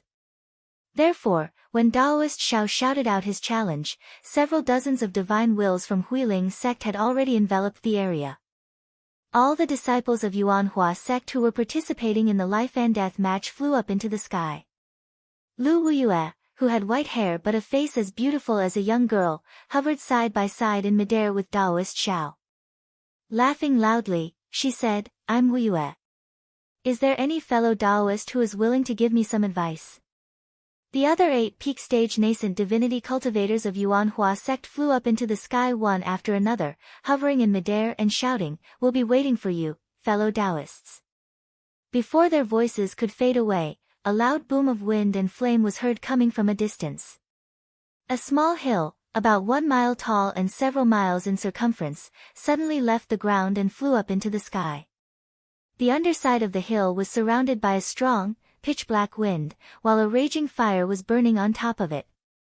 The scorching temperature of the flame turned the entire hill red, as if it would melt at any time. Large fireballs broke off from the hill and fell down, flying at top speed towards Wu Qi and his company, bringing with them a strong gust of wind. It took the time it took to finish a meal to fly tens of miles high up into the sky, and only then did it arrive above the earthen city built by Wu Qi and his company. The strong, dark wind under the hill dissipated abruptly, and the hill began to fall back down. A bright red light towered up into the sky from the top of the hill, and a great amount of heat burst out from the red flame. It made Wu Qi and his company feel as if they were in a furnace. While Daoist Xiao and his company were about to fight back, Lord Xianqing had already cried out joyfully, "Fellow disciples, let this little dragon show me what he is capable of." Laughing wildly, Lord Xianqing suddenly transformed into his true form of a flood dragon. A black flood dragon mixed with some golden scales soared up into the sky, his over 3,000 feet long body wriggling up into the sky, then slapped forcefully on the hill with one of his claws. A tremendous hidden force exploded out, and the magic power attached to the hill was shattered by the claw. The huge hill was sent flying backward for some distance, and was about to fall down to the ground. But before the hill could fall, Lord Xianqing had already opened his mouth and recited a few incantations. A tornado rose from the lake next to him, rolling up the flaming hill and sending it flying towards Huiling Sec's base. The speed of the tornado was a few times faster than the dark gale coming from underneath the small hill. Within the time it took to finish a pot of tea, the small hill had arrived right above the Huiling Sec's base. Along with a wild whistling noise, the rapidly spinning small hill smashed down forcefully. The wind had fanned the flames, and more than half of the hill had been melted. Just when a few nascent soul disciples of Huiling sect sprung up into the sky, preparing to roll the hill back like Lord Xianqing did, Lord Xianqing suddenly glared at them and unleashed an invisible force. The hill exploded abruptly, turning into several hundred huge balls of lava and falling down to the ground. Deafening booms of explosions echoed out one after another, as Huiling sect's base suddenly turned into a sea of flames. Columns of flame and smoke that reached several miles high could be seen everywhere. The result of Huiling sect's disciples slacking off and not meticulously constructing their defensive system was now reflected, as nearly half of their defensive formations were destroyed by Lord Xianqing with just one attack.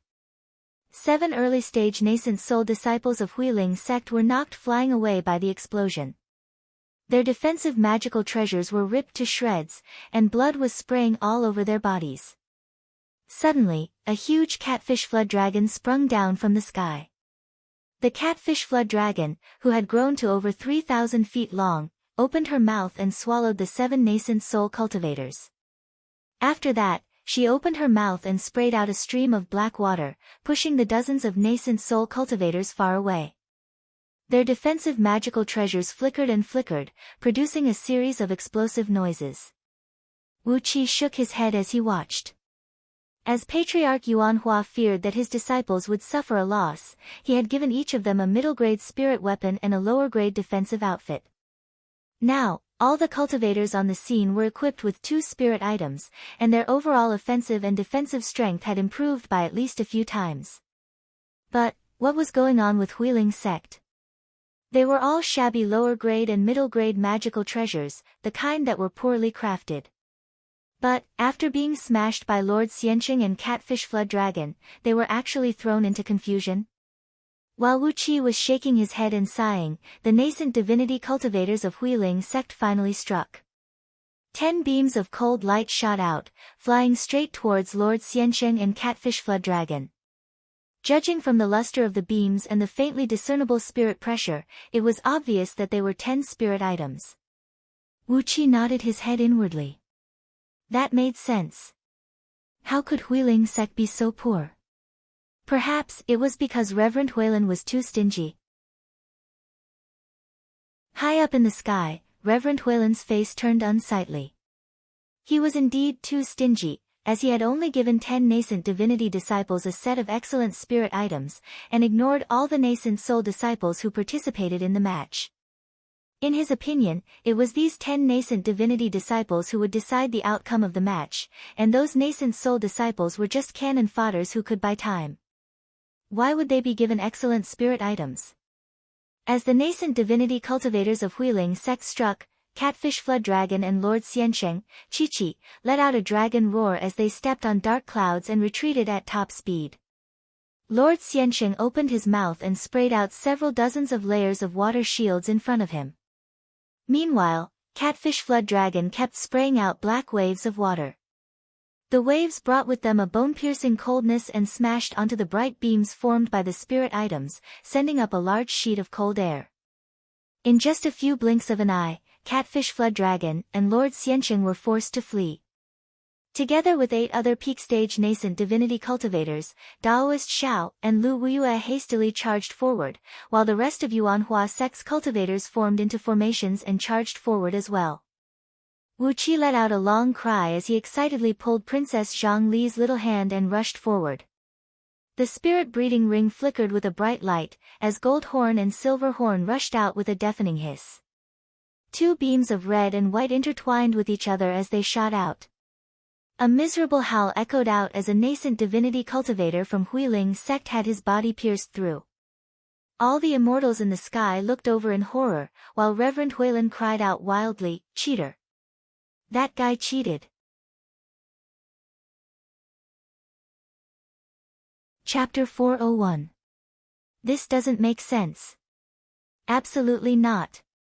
Reverend Huilin cried out with his saliva flying all over the place, "5 immortal monarchs, please be careful. The pair of wings on the back of these 2 great pythons is definitely an ancient bloodline. Given their huge size, they are definitely flood dragons, and they have formed their nascent divinities. They are 2 demon immortals of nascent divinity realm. How could a mere nascent soul disciple own such demon pets? Cheating. They are definitely the left hand of Yuanhua sect." Reverend Huilin said with a righteous tone, "They know they cannot defeat us, Huiling sect. That's why they resorted to such a dirty trick." While Reverend Huilin was shouting and protesting, Gold Horn and Silver Horn had already shot out dozens of red and white beams in a row, killing 7 nascent divinity cultivators of Huiling's sect on the spot, while the other 3 were covered in wounds and looked like they were going to fall to the ground soon. Even Daoist Mo1's Smoke One shield could not withstand the raging flame and cold beams unleashed by the brothers, let alone the spirit items controlled by these nascent divinity cultivators. Wherever the red and white beams went, spirit items were broken and fleshly bodies were damaged. Gold Horn and Silver Horn had shown their mighty power, causing Huiling sect's cultivators to flee with their arms around their heads, blood and flesh flying in all directions.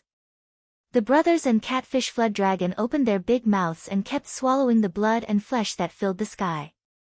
They seemed to be enjoying the feast, but little did they know that Reverend Huilin was already protesting loudly from above. Nevertheless, Reverend Huilin was just protesting, as he was too lazy to save his disciples.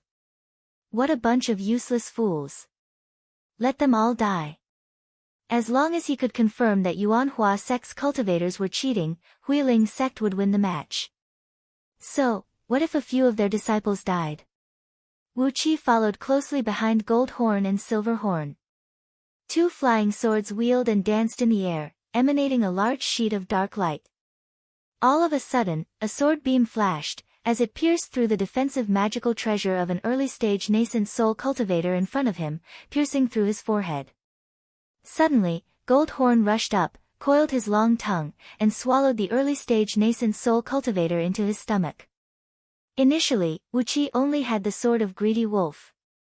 However, as he was appreciated by Patriarch Yuanhua, he was given a flying sword of upper-grade spirit item level, the Xuanhao. This flying sword was made from the cold jade of the seabed and tempered with 10,000 years of Xianbing. It was a pure Yin water attribute flying sword. Just now, Wu Qi had obtained the innate Yin Qi, and the 5 elements energy in his body carried a trace of extreme Yin aura.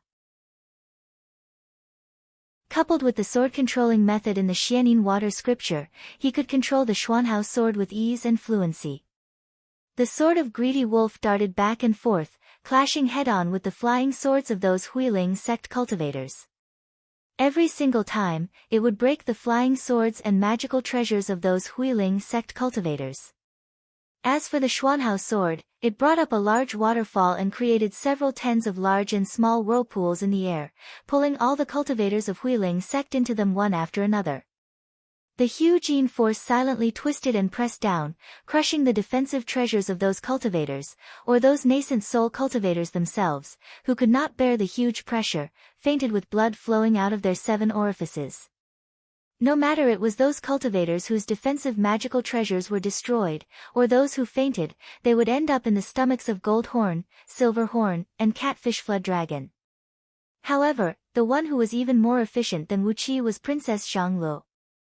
A five-colored divine gleam flickered in her eyes, while an invisible force kept echoing in the air. From time to time, cultivators of Huiling sect would be controlled by Princess Zhanglu with a mystic technique, and obediently put away their defensive magical treasures.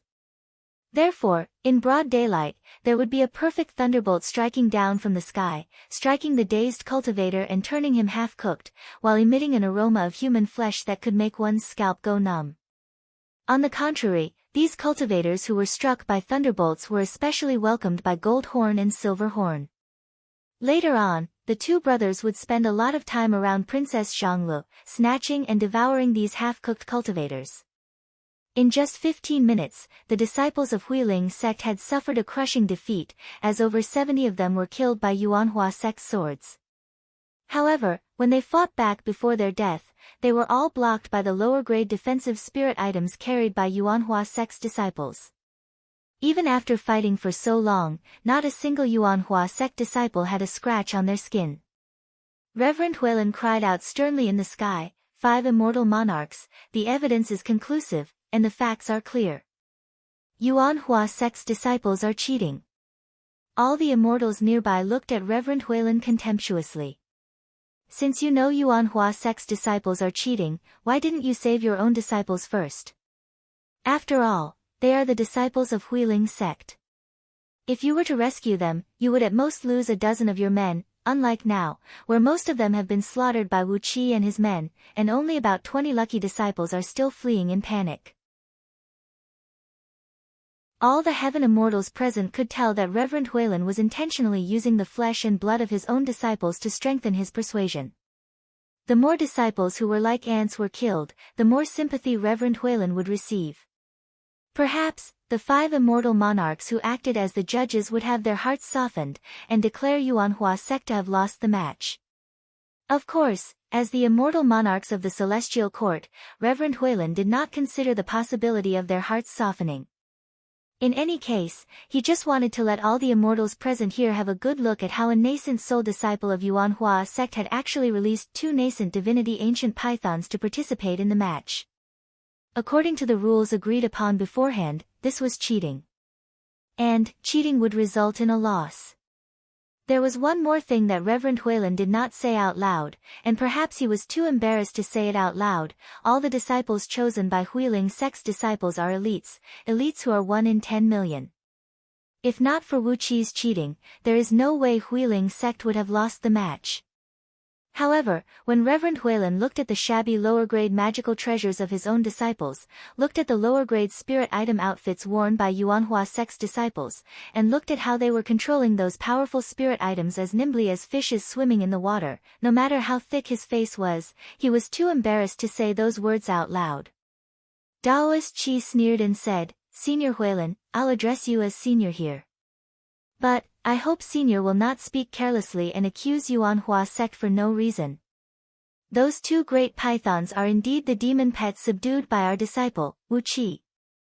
Half a month ago, they transcended their heavenly tribulation in Green Cliff Mountain and formed their nascent divinities. Yuanhua sect is not cheating." Not allowing Reverend Huilin to say anything, Daoist Qi sneered and said, "The few immortal monarchs have agreed upon the rules of the match. How could Yuanhua sect be so stupid to do something as foolish as putting themselves in a desperate situation and giving others a handle?" Immortal Chuan pondered for a brief moment, then exchanged a glance with the few immortal monarchs standing next to him, then nodded slightly at the same time. Reverend Gu he gave a loud laugh, then suddenly raised his hand and drew a line in the air. A beam of golden Buddhist light shot down like a wall, crossing the landmass underneath and separating Wu Qi and the disciples of Huiling sect. With a deep voice, Reverend Gu he cried out, "Buddha is merciful.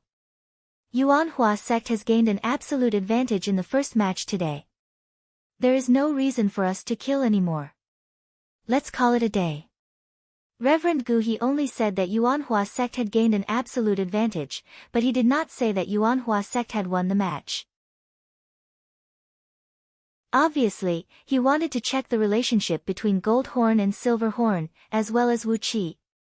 He wanted to make sure that Yuanhua sect did not cheat, only then he could decide the outcome of the match. At this point in time, only 3 nascent divinity cultivators were left standing among the disciples of Huiling's sect. However, they were all covered in blood.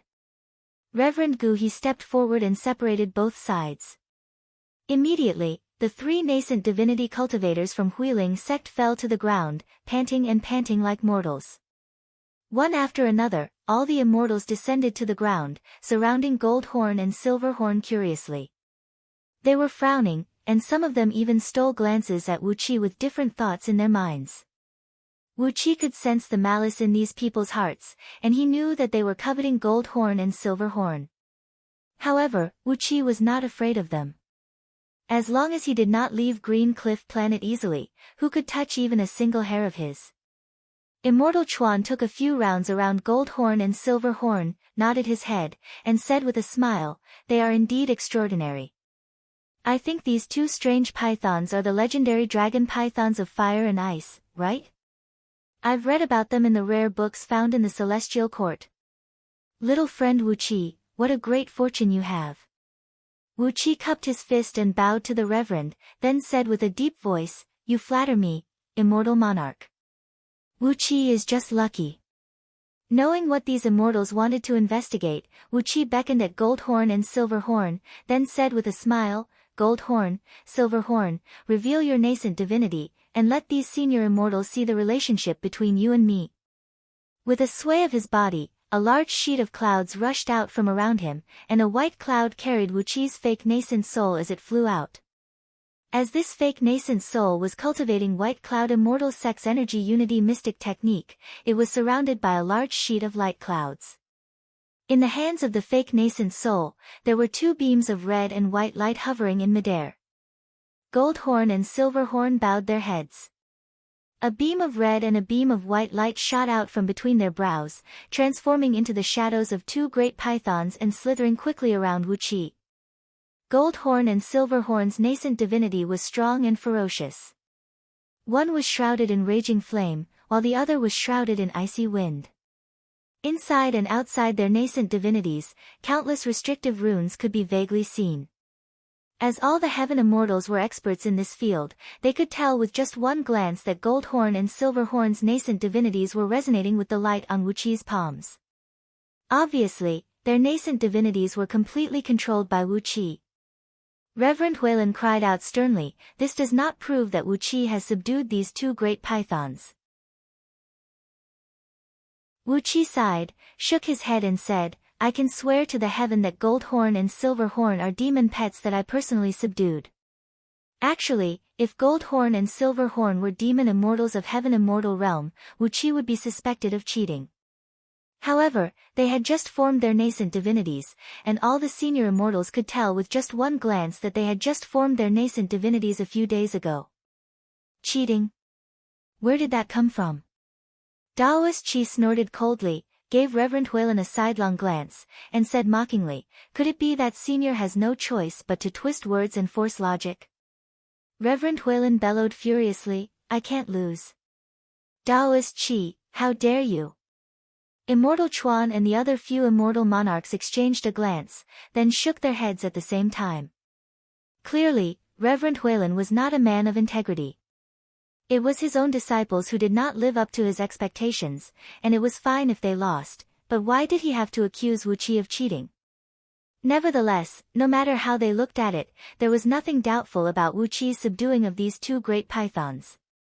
It could only be said that Wu Qi was too lucky, and that was why he could get such a great reward. Without giving Reverend Huilin any chance to say more, Immortal Chuan cried out in a deep voice, "Yuanhua sect is the winner of this match. No more objections." He gave Reverend Huilin a glance, whose face had turned livid, and said coldly, "The second match will now begin. Patriarch Yuanhua of Yuanhua sect and Reverend Huilin of Huiling sect, please get ready for the duel." Reverend Huilin's expression flickered, and he suddenly burst into a loud laughter. "Yuanhua, old fogey, where are you?" Reverend Huilin became arrogant again. The smile had returned to his face, as if the crushing defeat just now had never happened.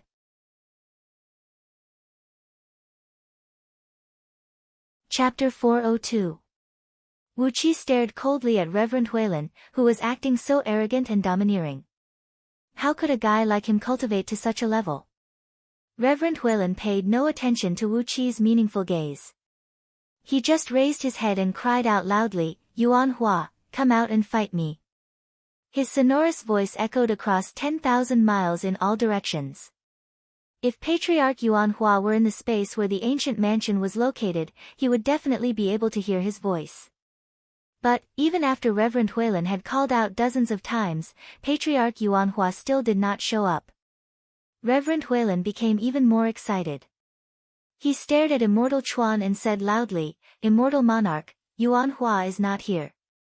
Could it be that he is too scared to show up? Does that mean I've won this match?"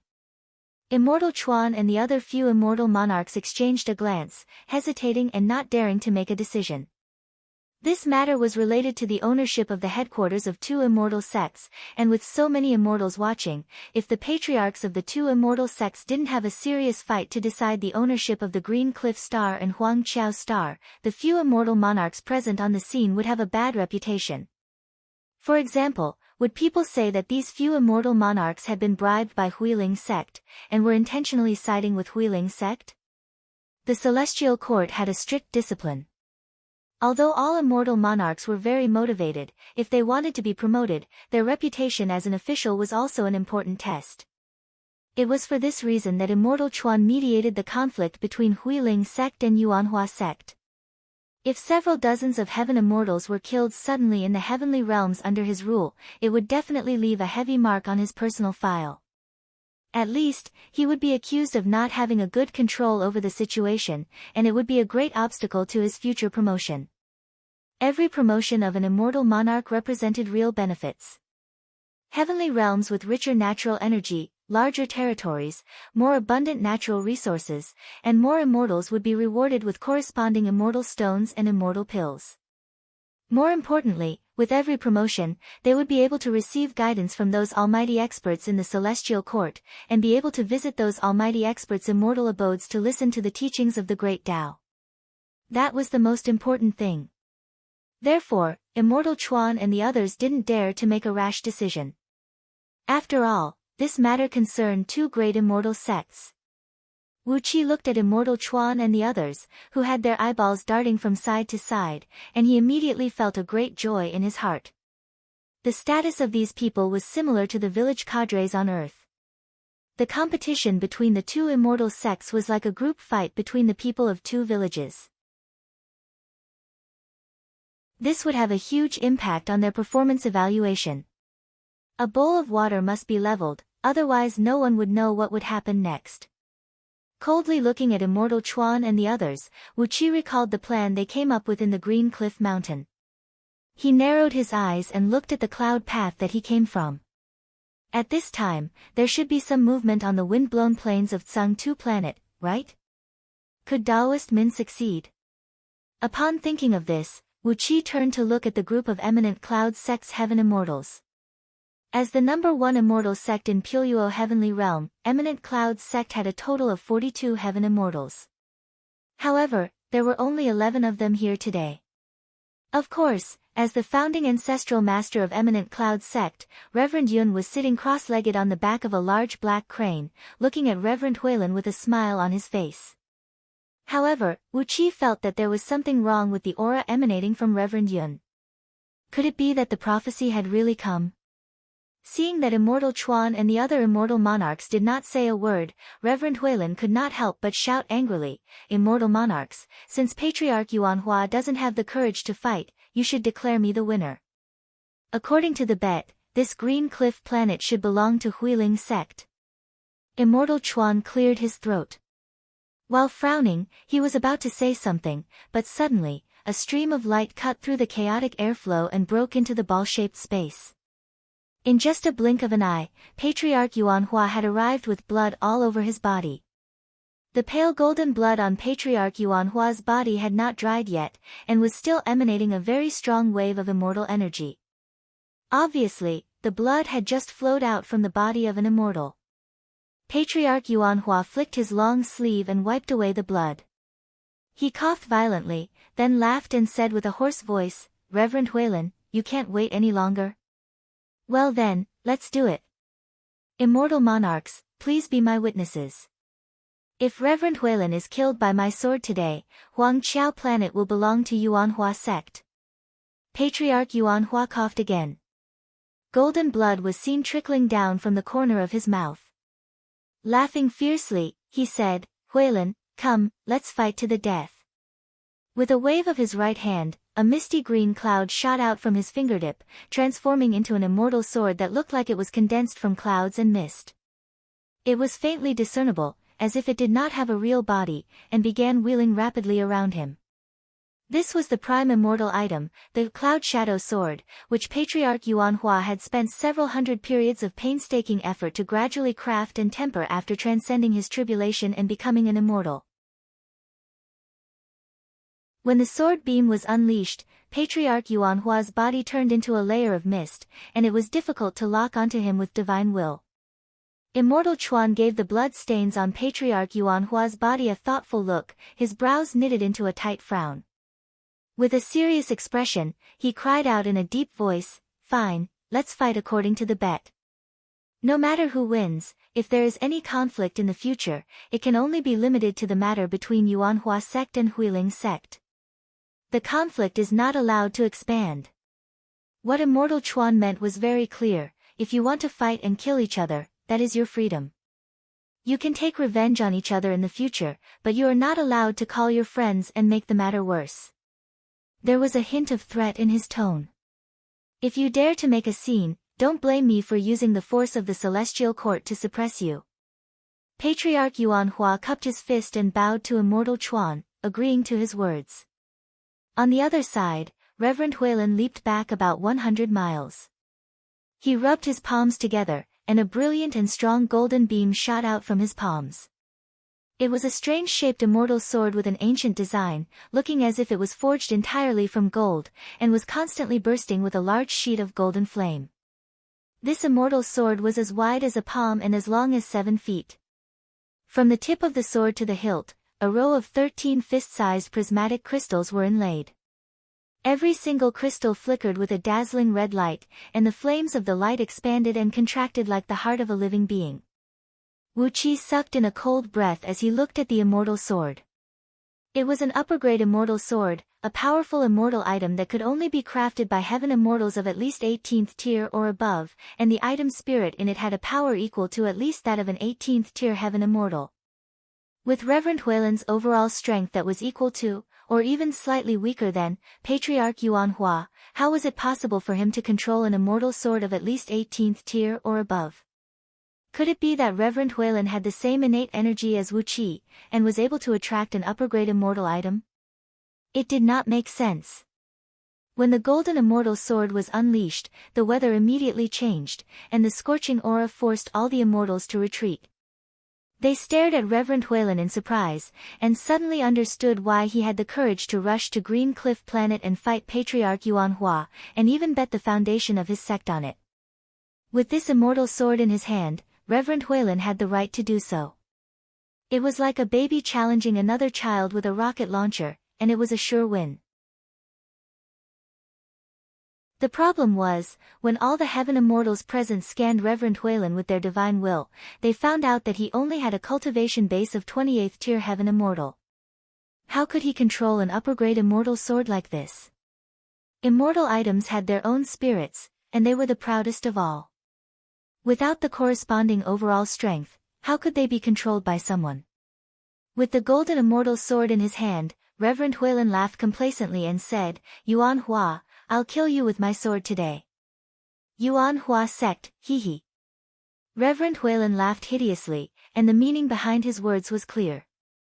As long as he killed Patriarch Yuanhua, Yuanhua sect would no longer need to exist. With an immortal sword that was above 18th tier, Reverend Huilin's overall strength had increased by more than 10 times. He was determined to wipe out Yuanhua sect, and the energy stone planet that the two immortal sects were fighting over would definitely belong to Huiling sect. Although the immortal monarchs of the Celestial Court were nominally ruling all the heavenly realms, the only decisive factor between immortals was still the overall strength. The strong would win, and the weak would be prey to the strong. This was the eternal truth of immortal cultivators. Wu Qi stared coldly at Reverend Huilin, who was acting arrogantly. No wonder he had such a strong confidence to fight Yuanhua sect. But, he reckoned it was not too long ago that he obtained the golden immortal sword. Otherwise, Huiling's sect would not have fought Yuanhua sect for over 1,000 years, and still could not decide the ownership of the energy stone planet. According to the time, Reverend Huilin must have obtained the immortal sword just a few days before Wu Qi came to Pulyuo Heavenly Realm. The few immortal monarchs fixed their eyes on the immortal sword in Reverend Huilin's hand, their faces grave. It was especially true for immortal Chuan, whose face was alternating between blue and pale. With such a powerful immortal sword, Reverend Huilin's overall strength had surpassed immortal Chuan's. In the future, it would be difficult for immortal Chuan to manage Huiling's sect. The situation was giving him a headache. Among all the heavenly realms, there were some extremely powerful immortal sects, whose overall strength was so strong that they could ignore the laws of the celestial court. Those immortal monarchs who were in charge of the celestial court were living like their grandchildren, without any power or glory. Immortal Chuan really did not want to become an unlucky fellow like them. However, the golden immortal sword was so powerful that the group of immortals couldn't even stand firmly before it. How were they supposed to fight? While all kinds of thoughts were tumbling in everyone's mind, Patriarch Yuanhua suddenly laughed and said, Huilin, it seems the item spirit of this immortal sword is severely injured, and has fallen into a deep sleep, right? Otherwise, how could you control it? Reverend Huilin nodded and said, yes. When I found it, it was covered in wounds, and its item spirit was on the verge of shattering. I suppose some mighty immortal fell in a battle with someone, and his immortal item accidentally fell into Pulyuo Heavenly Realm. Luckily, I found it. Waving the immortal sword casually, Reverend Huilin let out a long laugh and said, Yuanhua, if your Yuanhua sect can be merged with Huiling's sect, I can. Patriarch Yuanhua shook his head. Without paying any attention to Reverend Huilin, he carefully and respectfully pulled out a strip of cloth from under his sleeve, measuring 6 inches long and 2 fingers wide. It looked like a strip of cloth that was casually torn off from his clothes. A few runes were scribbled on the strip of cloth with pale golden blood, and it was emanating a very faint wave of immortal energy. Patriarch Yuanhua gave Reverend Huilin a cold look, then pointed his finger at the strip of cloth. Suddenly, it burst into flames. A tiny beam of golden light shot out from the strip of cloth, crossing 100 miles of void and lightly falling onto Reverend Huilin's body. Amidst the terrified gazes of all the immortals, Reverend Huilin suddenly vanished into thin air.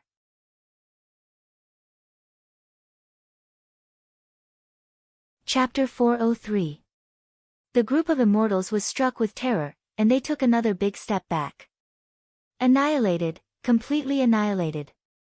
A mighty 28th tier heaven immortal was actually destroyed by Patriarch Yuanhua with that shabby-looking strip of cloth, leaving not even a broken soul behind. Such a power was simply too frightening. Without saying a word, Patriarch Yuanhua sprung forward, grabbed the hilt of the golden immortal sword, and quickly sent his divine will into it. Suddenly, numerous runes lit up on the surface of the immortal sword, and a faint buzzing could be heard coming out of it. In just a blink of an eye, Patriarch Yuanhua's divine will had approached the core of the complicated formation diagram, and vaguely came into contact with the item spirit, which was lying dormant in the sword's core. The surrounding immortals suddenly came to their senses. No matter how Reverend Huilin was annihilated, and no matter what method Patriarch Yuanhua used to suddenly destroy his soul, this immortal sword was simply too tempting. Although the item spirit of an immortal sword of 18th tier and above was severely injured, it could easily recover with some time and energy. With this immortal sword, they would be able to establish the foundation of being the #1 immortal sect in Pulyuo Heavenly Realm and the surrounding heavenly realms. Several hundred immortals struck at the same time. Fellow immortal Yuanhua, please let us have a look at this sword, cried Chi-Chi. Suddenly, the void around Patriarch Yuanhua shattered, as several hundred huge hands formed from immortal energies reached out and grabbed towards him. But, as these huge hands were fighting and struggling with each other, they revealed a big flaw. The cloud shadow sword flashed and brought Patriarch Yuan Hua out of the void at top speed. Patriarch Yuan Hua gave a long cry and cried out, "Disciples of Yuan Hua sect, let's go. Immortal Chuan, that Huang Qiao planet belongs to Yuan Hua sect now." Daoist Qi flicked his sleeve. A plume of smoke towered up into the sky, wrapping up Wu Qi and all the disciples who participated in the life and death match, then transformed into a beam of light and fled along with Patriarch Yuan Hua. With the golden immortal sword in hand, Patriarch Yuan Hua flew in the front. Wherever the golden light passed, the chaotic airflow opened up a path, just enough for the disciples who were chasing after him to escape. However, the chaotic airflow had a bizarre nature and was extremely heavy. Even with the golden immortal sword in his hand clearing the way, Patriarch Yuan Hua's speed had dropped by at least 100 times. Although the disciples of Yuan Hua sect fled quickly, they were soon caught up by the immortals behind them. At the very front was Guru Gu He, who had a solemn appearance and was emitting a faint golden light. The string of Buddha beads in his left hand suddenly transformed into hundreds of soft and translucent Buddha lights and shot out, smashing towards Wu Qi and the others like a storm. Guru Gu He cried out in a deep voice, "Fellow immortal Yuan Hua, this sword is fated with the Buddhist League. Please put it down and form a good relationship with the Buddhist League." A deep, muffled chanting that sounded like thunder was heard coming from within the over 100 balls of Buddhist light. The disciples of Yuan Hua sect who only possessed the cultivation base of nascent soul realm felt their heads tremble, and one after another, they rolled their eyes and fainted. Daoist Xiao and the rest of the 10 nascent divinity disciples were trembling uncontrollably. Although they were protected by the cloud unleashed by Daoist Qi, their nascent divinities were still shaking violently inside their bodies, nearly disintegrating into nothingness. Guru Gu He even slapped his forehead, unleashing a beam of Buddhist light that transformed into a huge claw shaped like the sharp claw of a great rock, grabbing towards Patriarch Yuan Hua. All the immortals could see that a large sheet of golden flame had burst out from the immortal sword in Patriarch Yuan Hua's hand. It looked like Patriarch Yuan Hua was on the verge of wiping out the divine will Reverend Huilin had left in the sword, and was about to brand his own divine will on the severely injured item spirit. Once Patriarch Yuan Hua took control of this severely injured immortal sword, with his cultivation base of peak stage 28th tier, his overall strength would skyrocket by a few times. Even if the few immortal monarchs joined forces, they would still be no match for Patriarch Yuan Hua. Therefore, they had to stop Patriarch Yuan Hua from refining the immortal sword now. As long as they could delay him for a moment and interrupt his refinement process, they would be able to seize the immortal sword with the joint attack of over 1,000 heaven immortals. As for who the immortal sword would belong to in the end, there must be a lucky one, right? And all the immortals felt that they were the lucky one. At that moment, Wu Qi suddenly gave a long cry and waved his left hand. Countless dragon-scaled golden beams shot up into the sky, flying towards the over 100 balls of Buddhist light that Guru Gu He had thrown down with a jarring whistle. The dragon-scaled golden lights hit the Buddha light intensely, causing the Buddha light to burst into muffled bangs. The dragon-scaled golden lights shattered into pieces, but the Buddha light that was falling from above was also deflected by the huge impact of the dragon-scaled golden lights. More than 100 Buddha lights plunged into the chaotic airflow not far away, and disappeared after a turn. Guru Gu He was so angry that he nearly coughed blood. The string of Buddhist beads was a precious treasure that he had been carrying with him since he began his cultivation. After being strengthened by his Buddhist power and willpower for countless years, it had become one with his mind, and its power was not weaker than ordinary immortal items. But, after being struck by Wu Qi's attack, the string of Buddhist beads was swept away by the chaotic airflow. Not even a primordial immortal could find such a small string of Buddhist beads in the chaotic starry sky. It was a well-known fact that Buddhist cultivators had always lived a poor life. Usually, they only had 2 or 3 Buddhist treasures, which were the condensation of all their Buddhist power and willpower. They did not pay much attention to other worldly possessions. As for Guru Gu He, he only had this string of Buddhist beads, which was the only Buddhist item he carried with him. All his years of cultivation had been spent on this string of Buddhist beads. Despite the fact that Guru Guhi's cultivation had reached a certain level, he was still so angry that he began to curse out loud. Damn you, Junior! Give me back my treasure. Guru Guhi furrowed his brows. He was too lazy to chase after Patriarch Yuan Hua. Instead, he waved his right hand, shooting out a huge claw that looked like the sharp claws of a rock towards Wu Qi's head. If the claw managed to grab hold of Wu Qi, with the gap in their overall strength, Wu Qi would definitely have his bones broken and tendons torn, killing him instantly. At this moment, Guru Guhi did not care whether Wu Qi was fated with the Buddhist League or not. Wu Qi snorted coldly and clenched his jaws tightly. He felt a throbbing pain in his heart. The Earth Element Dragon Scale Shield was unleashed just now, and at least 10,000 dragon scales were shattered by the Buddhist beads. It was a precious treasure crafted using the dragon scales that he looted from Wanying Dragon King's ancestral grave.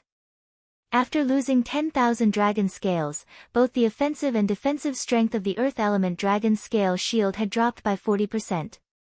Old bald donkey, give me back my dragon scales. Wu Qi was so angry that he jumped up and down violently. He glared at Guru Guhi, then opened his erect eye.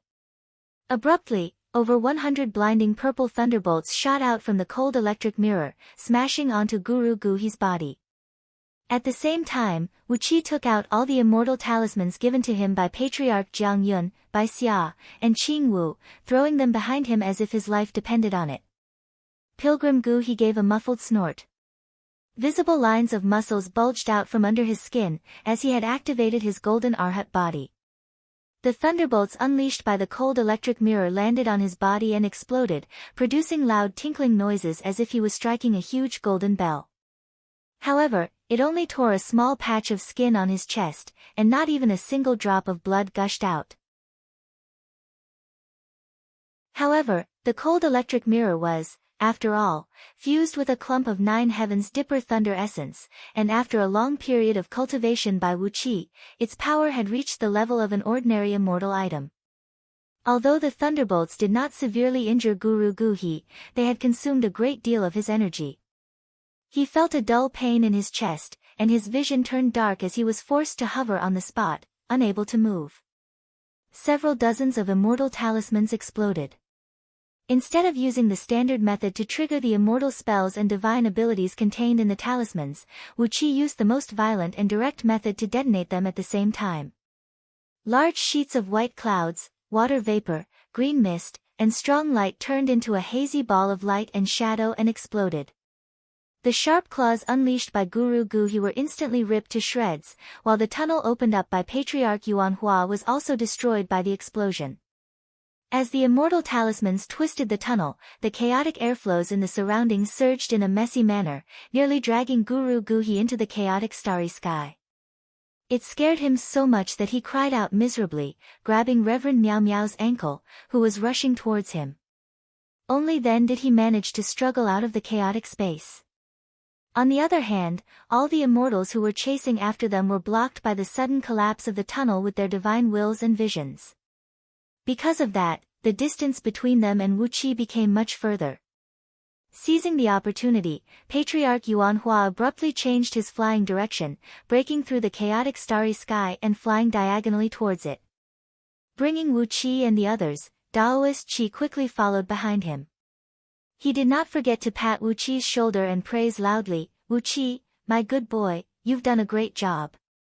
Patriarch Yuan Hua, who was busy opening up a path in the front, also praised loudly, "You've done a great job. As long as we can make it through today, this immortal sword will be the cornerstone treasure of Yuan Hua sect." Excellent, excellent. I never expected Huiling to have such a precious treasure in her hand. That's why we messed up the situation. Otherwise, everything would be within our plan. Upon hearing that, Wu Qi smiled wryly. When they were having a secret discussion in Green Cliff Mountain, he did not expect this to be the result. Originally, everything had been settled.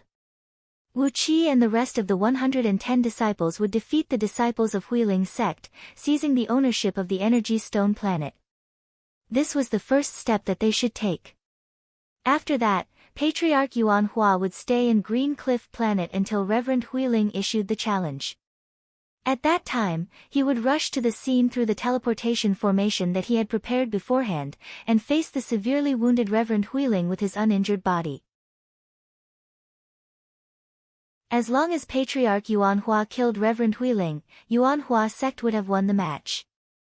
But, unexpectedly, the reason why Reverend Huiling had the courage to raise his bet was actually an immortal sword of 18th tier or above.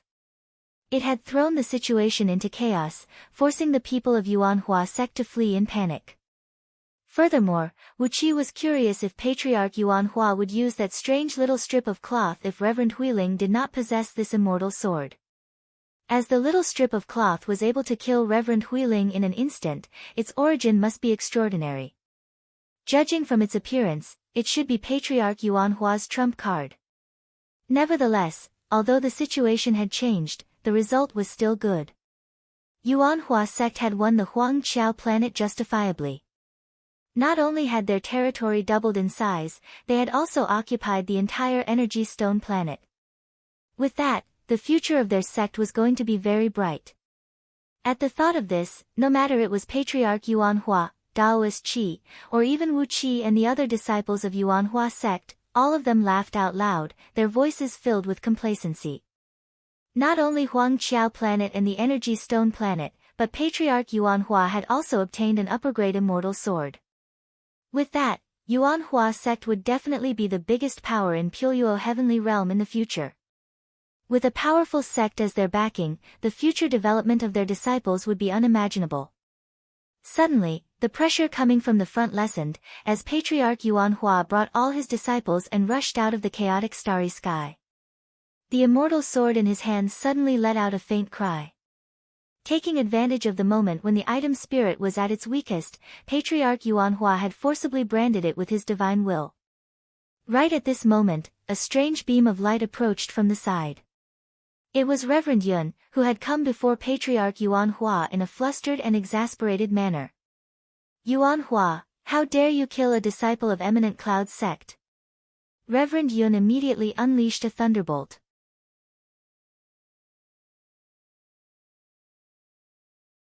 Chapter 404. Time returned to the time when Wu Qi sneaked into the ancient mansion and subdued the innate Yin energy. On Green Cliff Mountain, Patriarch Yuan Hua, who had fully recovered from his injuries, had broken through the bottleneck of peak stage 28th tier and stepped into the realm of 27th tier Heaven Immortal, was sitting cross-legged on the mountaintop, exercising his nascent divinity and nourishing the Cloud Shadow sword in his spiritual ocean. Next to him was a teleportation formation, about 1,000 feet in diameter. It was a grand universal teleportation formation that could teleport him alone to the void where Wu Qi and the others were. Right when Wu Qi entered the spherical space where the ancient mansion was located, and at the moment when everyone's attention was attracted by the landmass, he had thrown a teleportation formation near the entrance. Therefore, Patriarch Yuan Hua was able to arrive at the scene of the duel with the fastest speed. A tiny green beetle was seen lying on Patriarch Yuan Hua's chest. It was the sun beetle of the mother-sun green beetles, while the other mother beetle was brought by Daoist Qi. As soon as the result of the duel was decided, Reverend Huilin would issue a challenge, and Daoist Qi would use his hand to stimulate the mother beetle, causing the sun beetle to react. That would allow Patriarch Yuan Hua to arrive in time. Patriarch Yuan Hua sat on the mountaintop, trying his best to adjust his condition. A faint smile could be seen on his lips. He was very satisfied with Patriarch Jiang Yun, Wu Qi, and all the other disciples. Never in his wildest dreams did he expect that Patriarch Jiang Yun could establish such a huge foundation, and train such an excellent group of disciples. Whether it was the duel or the duel, Yuan Hua sect was bound to gain a complete victory, and lay the foundation of becoming the #1 immortal sect in Puyo Heavenly Realm. How could they have such a good opportunity during normal times? The Celestial Court had a very tight control over all the heavenly realms. If two great immortal sects were to fight each other for no reason, the immortal monarchs of the Celestial Court would interfere. Therefore, even though Yuan Hua sect's overall strength was far stronger than Huiling sect's, they could not openly occupy Huiling sect's foundation. But, Reverend Huilin actually came knocking on their door. no matter what trump card he had, Patriarch Yuanhua stroked the 3 strips of cloth in his sleeve, and his heart was immediately filled with confidence. When Patriarch Yuanhua was still an ordinary nascent soul cultivator, he was fond of traveling. As long as he could accumulate some energy stones, he would travel to various planets in Puyo heavenly realm through teleportation formations to broaden his horizons. One year, on a barren planet, Patriarch Yuanhua came across an immortal who had fallen from the sky, his body covered in blood, and only his head barely intact. The immortal was on the verge of death, but Patriarch Yuanhua's luck had taken a turn for the better. He found a green jade milk in that barren, desolate place that was only used as a transit planet for a void teleportation formation. It was a spirit medicine that could nourish the immortal soul, gather energy, and bring the dead back to life. On top of that, the green jade milk had been growing for tens of periods, and contained a very strong natural energy. With this spirit medicine, the compassionate Patriarch Yuanhua saved the immortal, who had lost all his limbs, and all his internal organs destroyed by the thunder flame, with only his head still barely recognizable as a human. After being saved by Patriarch Yuanhua, the immortal did not say anything. He just pulled off Patriarch Yuanhua's sleeve and left him 9 shabby-looking spirit talismans that looked like strips of cloth, as well as a promise. Patriarch Yuanhua had used 6 of the 9 spirit talismans in his many years of cultivation. Each of them had annihilated one or a group of formidable enemies of Patriarch Yuanhua. From nascent divinity cultivators, ordinary heaven immortals, to the few 29th tier fiend immortals who conspired to seize the foundation of Yuanhua sect 3 periods ago, none of them could escape the fate of annihilation with these spirit talismans. This was Patriarch Yuanhua's greatest secret, and also his greatest reliance. It was easy to imagine the overall strength of the immortal who was saved by Patriarch Yuanhua, as he was able to make such a powerful spirit talisman out of ordinary linen strips. The promise the immortal made to Patriarch Yuanhua was that if Patriarch Yuanhua could break through the realm of gold immortal one day, he would take him as his disciple, as well as all of Patriarch Yuanhua's disciples. If any of Patriarch Yuanhua's disciples could break through the realm of gold immortal, that immortal would take Patriarch Yuanhua as his disciple as well. Once he broke through the realm of gold immortal, that immortal would take him as his disciple as well. Patriarch Yuanhua twitched his lips and smiled wryly helplessly. He knew he was lucky enough to save an extraordinary figure, but the condition of taking him as his disciple was a little too harsh. Only a gold immortal could be his disciple. What was the cultivation base of that immortal? Patriarch Yuanhua breathed out a faint sigh and stopped his recollection. He ran his fingers over the 3 tiny strips of cloth talismans, wondering what kind of trump card Reverend Huilin would have waiting for him. But, no matter what trump card Reverend Huilin had, it could not be as powerful as these spirit talismans.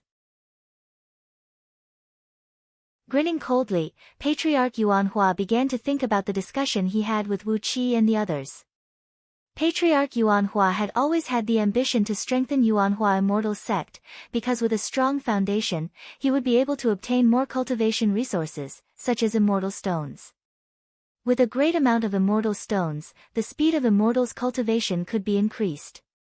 Therefore, a long time ago, Patriarch Yuanhua had begun to plant spies in other immortal sections. Initially, it was the disciples of Huiling's sect who found the clue about the planet of energy stones before Patriarch Yuanhua. But, Patriarch Yuanhua soon received the news, and was the first to set out. As a result, he found the planet earlier than Huiling's sect, and gained the upper hand in terms of morality. But this time, Eminent Cloud's sect had a very strange reaction after Catfish Flood Dragon devoured Yun Tianao's grandnephew.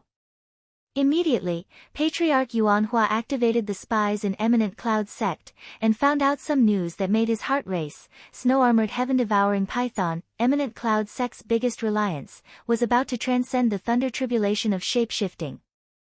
Once he transcended the tribulation, he would be able to transform into a human, and his divine abilities and magical power would be greatly improved. The reason why Eminent Cloud's sect had swallowed the grievance of Catfish Flood Dragon was that snow-armored heaven-devouring python could not make a move now, and Reverend Yun was afraid that someone might take advantage of him. Therefore, they dared not to pursue the matter. On the other hand, the higher-ups of Eminent Cloud's sect had come to a decision. Once snow-armored heaven-devouring Python transcended the thunder tribulation, Eminent Cloud's sect would seek revenge. What made Patriarch Yuanhua even more worried and angry was that Eminent Cloud's sect had long decided to annex Huiling sect and Yuanhua sect. Huiling sect and Yuanhua sect were fighting like tigers, and most of their heaven immortals were wounded. It would take them at least 10,000 years to fully recover. Therefore, no matter who won in the end, the overall strength of both immortal sects would suffer a great loss. Some of Reverend Yun's disciples from Eminent Cloud's sect were serving in the Celestial Court. As a result, the relationship between Eminent Cloud's sect and the Celestial Court was closer than that of all the other immortal sects in Puyo Heavenly Realm. Therefore, Reverend Yun had made a decision. After the duel between Patriarch Yuanhua and Reverend Huilin, no matter who won, one of them would die in the fight between two tigers. Eminent Cloud's sect would seize the opportunity to strike with all their might, devouring the one who lost between Yuanhua sect and Huiling sect. In order to achieve this goal, Reverend Yun had even found a substitute, who transformed into his own appearance and watched the duel. As for Reverend Yun himself, he brought a group of tens of immortals from his sect, hiding somewhere near Huiling sect's Huangqiao planet. Once he received the news of Reverend Huilin's defeat, he would immediately bring his men to Huangqiao planet and destroy Huiling sect's foundation. Meanwhile, another group of 13 immortals from Eminent Cloud's sect had snuck into Yuanhua sect a long time ago, waiting to launch a surprise attack on Yuanhua sect's Spirit Pills Palace and other important places. If the loser of the duel was Patriarch Yuanhua, once he died, the morale of Yuanhua sect would plunge into chaos, and 13 heaven immortals would be more than enough to cause a great damage to Yuanhua sect. Eminent Cloud sect's wishful thinking had shaken the heavens, and Patriarch Yuanhua had cooperated with them, allowing them to do whatever they wanted. The 13 immortals from Eminent Cloud sect had snuck into Green Cliff planet a few months ago, disguised as itinerant cultivators. Currently, they were living in Green Cliff Immortal Market, spending their days leisurely, enjoying fine wine and beautiful women. But today, it was time to draw in the net. This was the plan put forward by Wu Qi.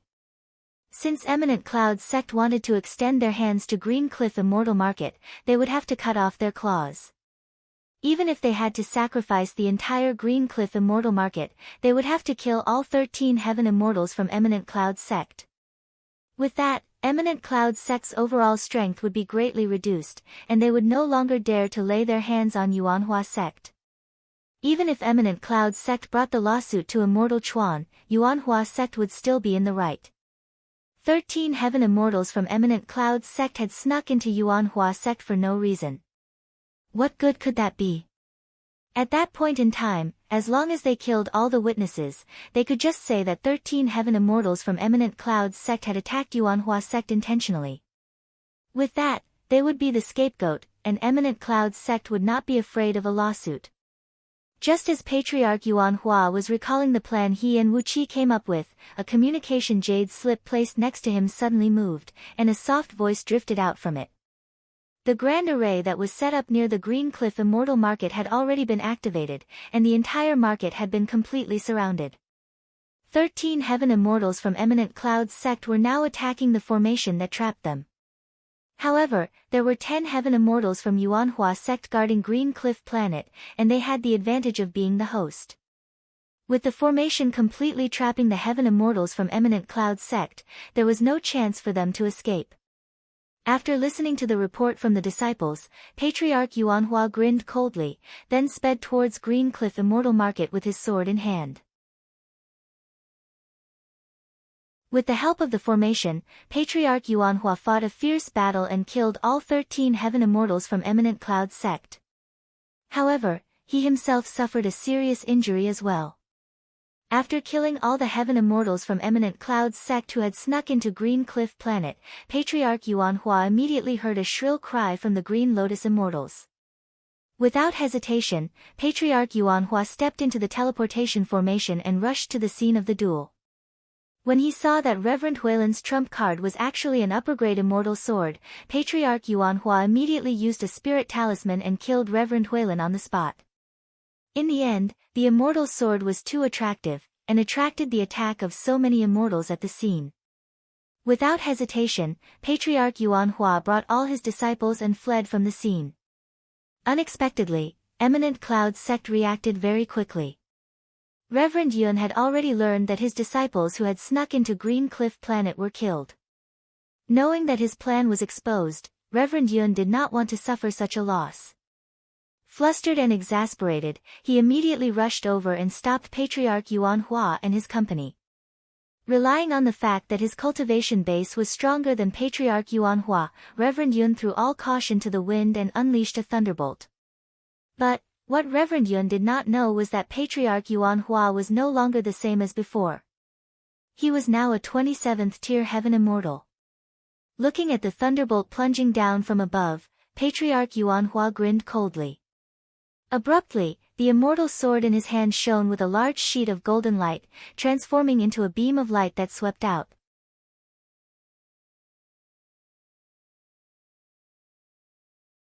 Chapter 405. Daoist Yun's meticulous plan was ruined by someone, and he even lost 13 Heaven Immortal sect disciples. He was so angry that his brain was about to boil. 13 Heaven Immortal sect disciples were not in the realm of nascent soul or nascent divinity. Everyone below the realm of Heaven Immortal was an ant, and nascent divinity cultivators could be cultivated at any time. But, these were 13 Heaven Immortals. Eminent Cloud's sect had been established for several hundreds of periods, but they had only produced a total of over 40 Heaven Immortals. But, before he could get any benefits from the scheme, he had painstakingly schemed against Yuan Hua sect and Huiling sect. 13 of his Heaven Immortals were killed. 1/3 of Eminent Cloud's sect's overall strength was wiped out just like that. More importantly, one of the 13 Heaven Immortals who were killed on Green Cliff Planet was Reverend Yun's illegitimate son. Yes, an illegitimate son. Reverend Yun had an affair with one of his disciples, and they secretly gave birth to this child. The blood essence of a Heaven Immortal was very precious. If not for the fact that Reverend Yun loved his disciple very much, he would not have agreed to give birth to this child. Nevertheless, since he had given birth to this child, Reverend Yun cherished him very much. None of the descriptions such as the apple of his eye could describe how much Reverend Yun loved him. In fact, Reverend Yun had even found a way to get this child to serve in the celestial court as long as his cultivation base improved by another level. But, today, Patriarch Yuan Hua had killed Reverend Yun's illegitimate son and 12 of his disciples. Yuan Hua, you old villain. Give me back my son. Exasperated, Reverend Yun did not care whether his illegitimate son could be exposed or not. After unleashing the first thunderbolt, he followed it up with several dozens of thunderbolts. Eminent Cloud sect's cultivation technique was based on the technique of water and thunder. The immortals of Eminent Cloud's sect had mastered the acquired water element thunderbolts, and the power of their thunder technique was second to none in Puyo heavenly realm. If it were any other day, Patriarch Yuan Hua would have suffered a great loss from the thunderbolts. But now, his cultivation base was at the same level as Reverend Yun, and he was armed with an upper-grade immortal item. Amidst the blinding golden light, a long golden beam shot out and swept away the dozens of thunderbolts unleashed by Reverend Yun. Then, the sword beam swept across Reverend Yun's body, causing his Daoist robe to glow with an immortal gleam. However, as the golden beam flashed, his defensive immortal robe was ripped apart, and the sword beam pierced right through his body. A miserable howl rang out. As Reverend Yun was not present just now, and did not know the origin of the immortal sword, he could never have dreamed that Patriarch Yuan Hua would be holding such a powerful weapon. The sword beam pierced through his body and sliced Reverend Yun's ribs into two.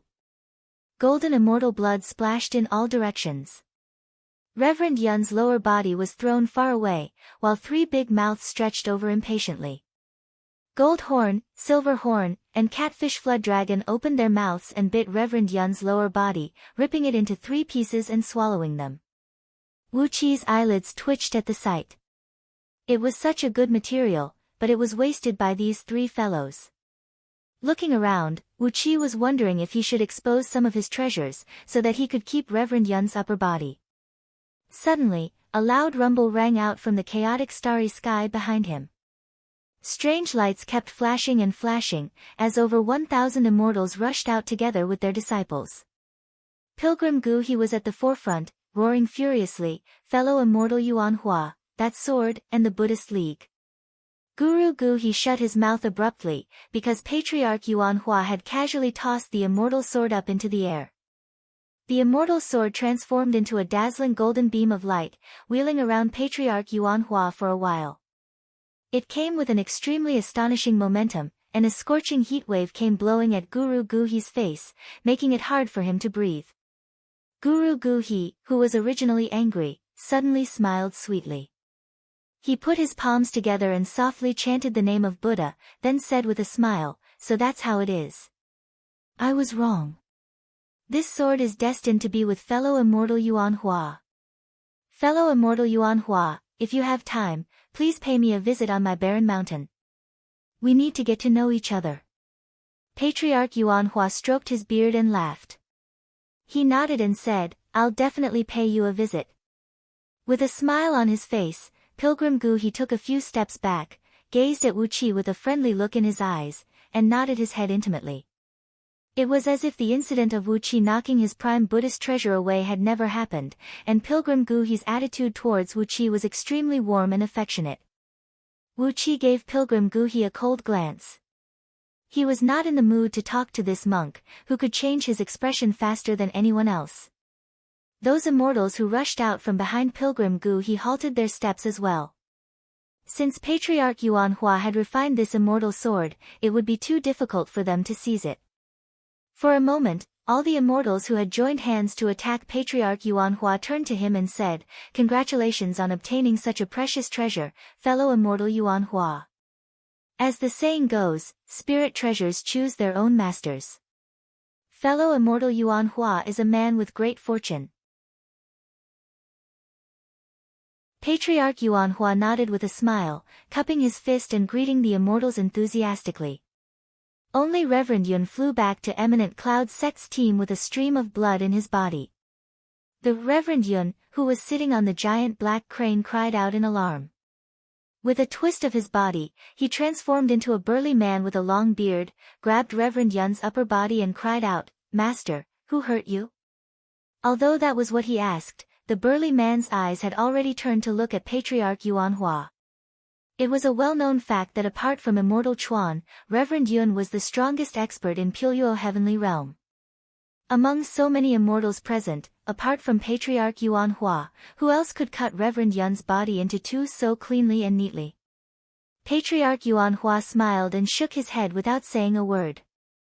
He was in a good mood now, and was just waiting for Eminent Cloud Sect to make their move. He did not want to waste his breath. Reverend Yun pointed his fingers in the air, barely forming a dozen incantation gestures to stop the blood from bursting out.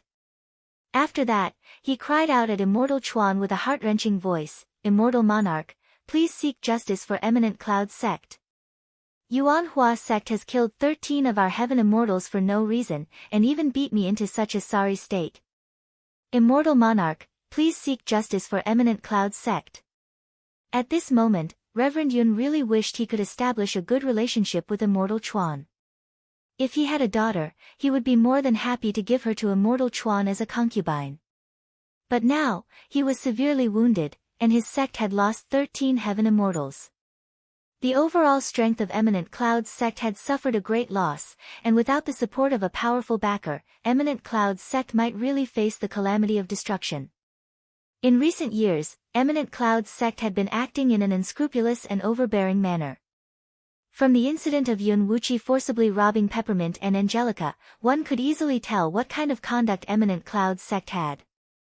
No one knew how many enemies were secretly keeping their eyes on Eminent Cloud's sect.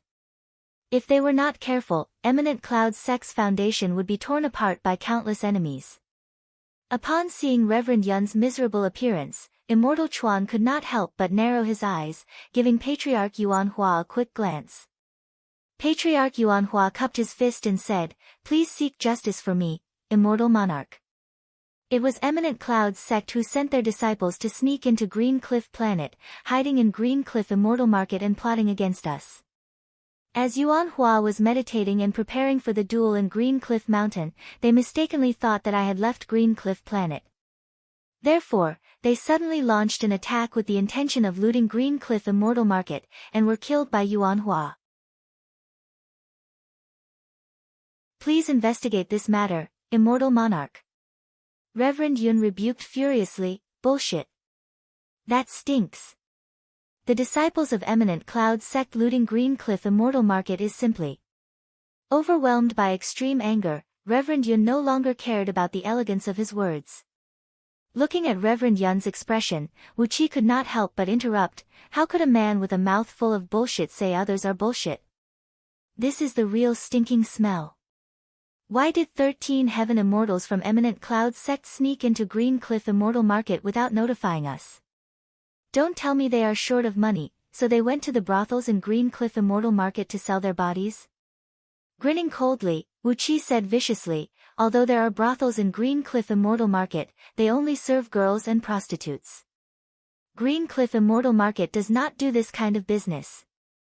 Immortal Monarch, if the reason why 13 Heaven Immortals from Eminent Cloud sect sneaked into Green Cliff Planet was not to loot Green Cliff Immortal Market, could it be that they were really there to sell their buttocks? Patriarch Yuan Hua's eyelids drooped as he burst out laughing. As immortals were concerned about their dignity, they would never say such vicious words.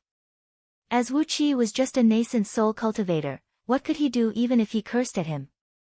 Patriarch Yuan Hua was very angry when Reverend Yun cursed him a moment ago. Therefore, Wu Qi's nonsensical words were exactly what he wanted. Reverend Yun's eyes went wide with anger when he heard Wu Qi's words, and he nearly choked on his breath. Pointing his trembling finger at Wu Qi, Reverend Yun roared furiously, Immortal Monarch Chuan.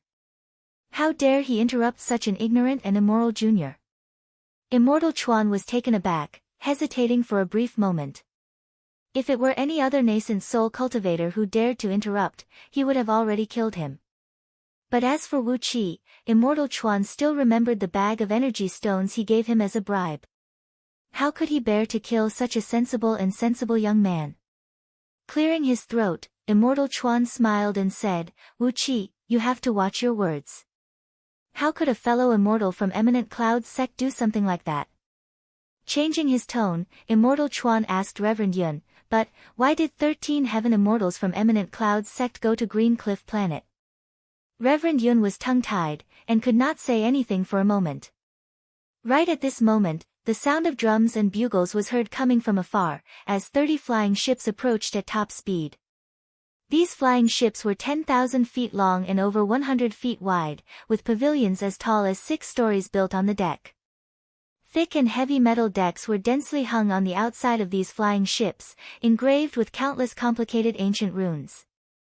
Standing on the prow of each flying ship was a group of tens of heavily armored soldiers.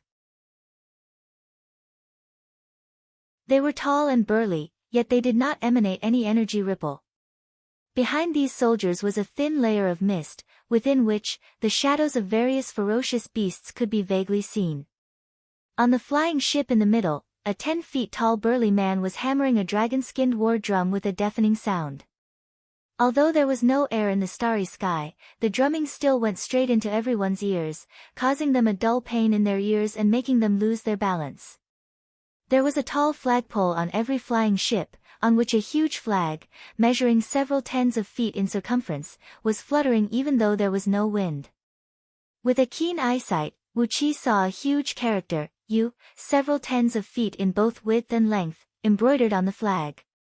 Using this pale green character as the background color, a row of characters was embroidered neatly in the middle of the flag. Do you patrolling heaven, guarding the land and protecting the people, Marquis Jian Yu Hua Heavenly Realm, Marquis Jian Yu. Immortal Chuan was taken aback. Together with the other immortal monarchs, he cursed at the same time, Marquis Jian Yu Zong, what is he doing here? Damn it! It was a spectacular sight to see a few immortal monarchs cursing at the same time. Even Wu Qi could not help but be stunned. After that, cold sweat broke out from Wu Qi's back as he exchanged a glance with Princess Zhang Lu in shock. Marquis Jian Yu Zong.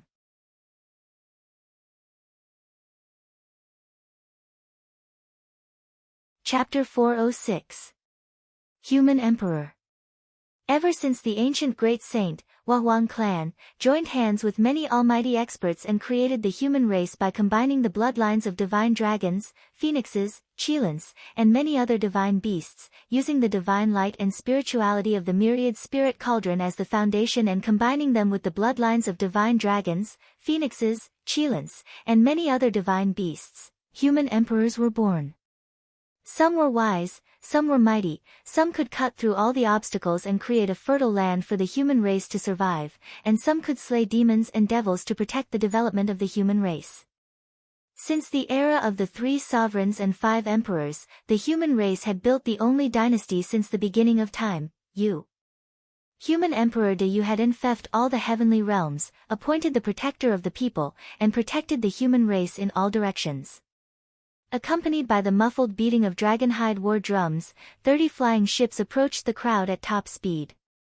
Wu Qi saw the strange expressions on the faces of Immortal Chuan and the other immortal monarchs. It was as if there was a big pile of dog poop placed in front of them, and they had no choice but to swallow it, licking their lips and saying that it tasted delicious. It was an indescribable expression. Wu Qi also noticed that Immortal Chuan's left hand, which was placed behind his back, had clenched into a fist with blue veins protruding out of the back of it. Suddenly, loud shouts of, "Ha!" were heard coming from the flying ships. It was a thunderous roar, and filled with towering killing intent.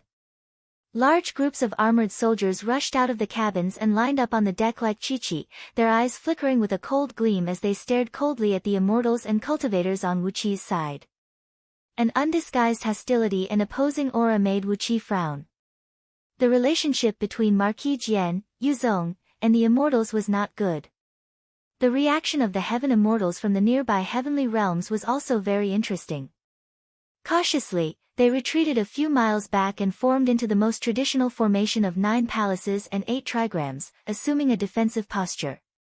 The heaven immortals stood on the periphery, while their disciples guarded the inner formation. It reminded Wu Qi of the African bison back on Earth. When they encountered wild beasts, they used this formation to protect their calves. The might of a human emperor was indeed extraordinary. Holding Princess Zhongli's hand, Wu Qi looked coldly at Immortal Chuan and the other immortal monarchs as they walked towards the flying ship in the middle. Patriarch Yuanhua raised his hand and gestured for all the immortals and cultivators of Yuanhua sect to step back and join the 9 palaces and 8 trigrams formation. A deep laughter rang out from the flying ship in the middle.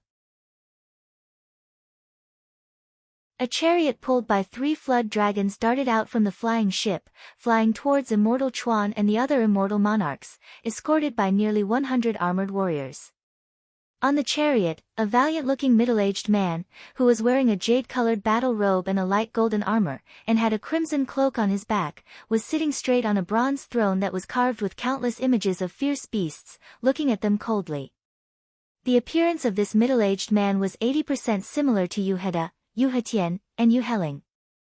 Wu Qi and Princess Zhonglu exchanged a glance. Yu Zong, the Marquis Jian of Yu dynasty who governed Yuhua Heavenly Realm, was the father of the 3 dead men. Yuhua Heavenly Realm was a mid-upper-grade heavenly realm that was very far away from Puyo Heavenly Realm, and it was where Yu Zong, Marquis Jian, governed. His jurisdiction covered a very vast area of the starry sky around Yuhua Heavenly Realm, and even Puyo Heavenly Realm was under his jurisdiction.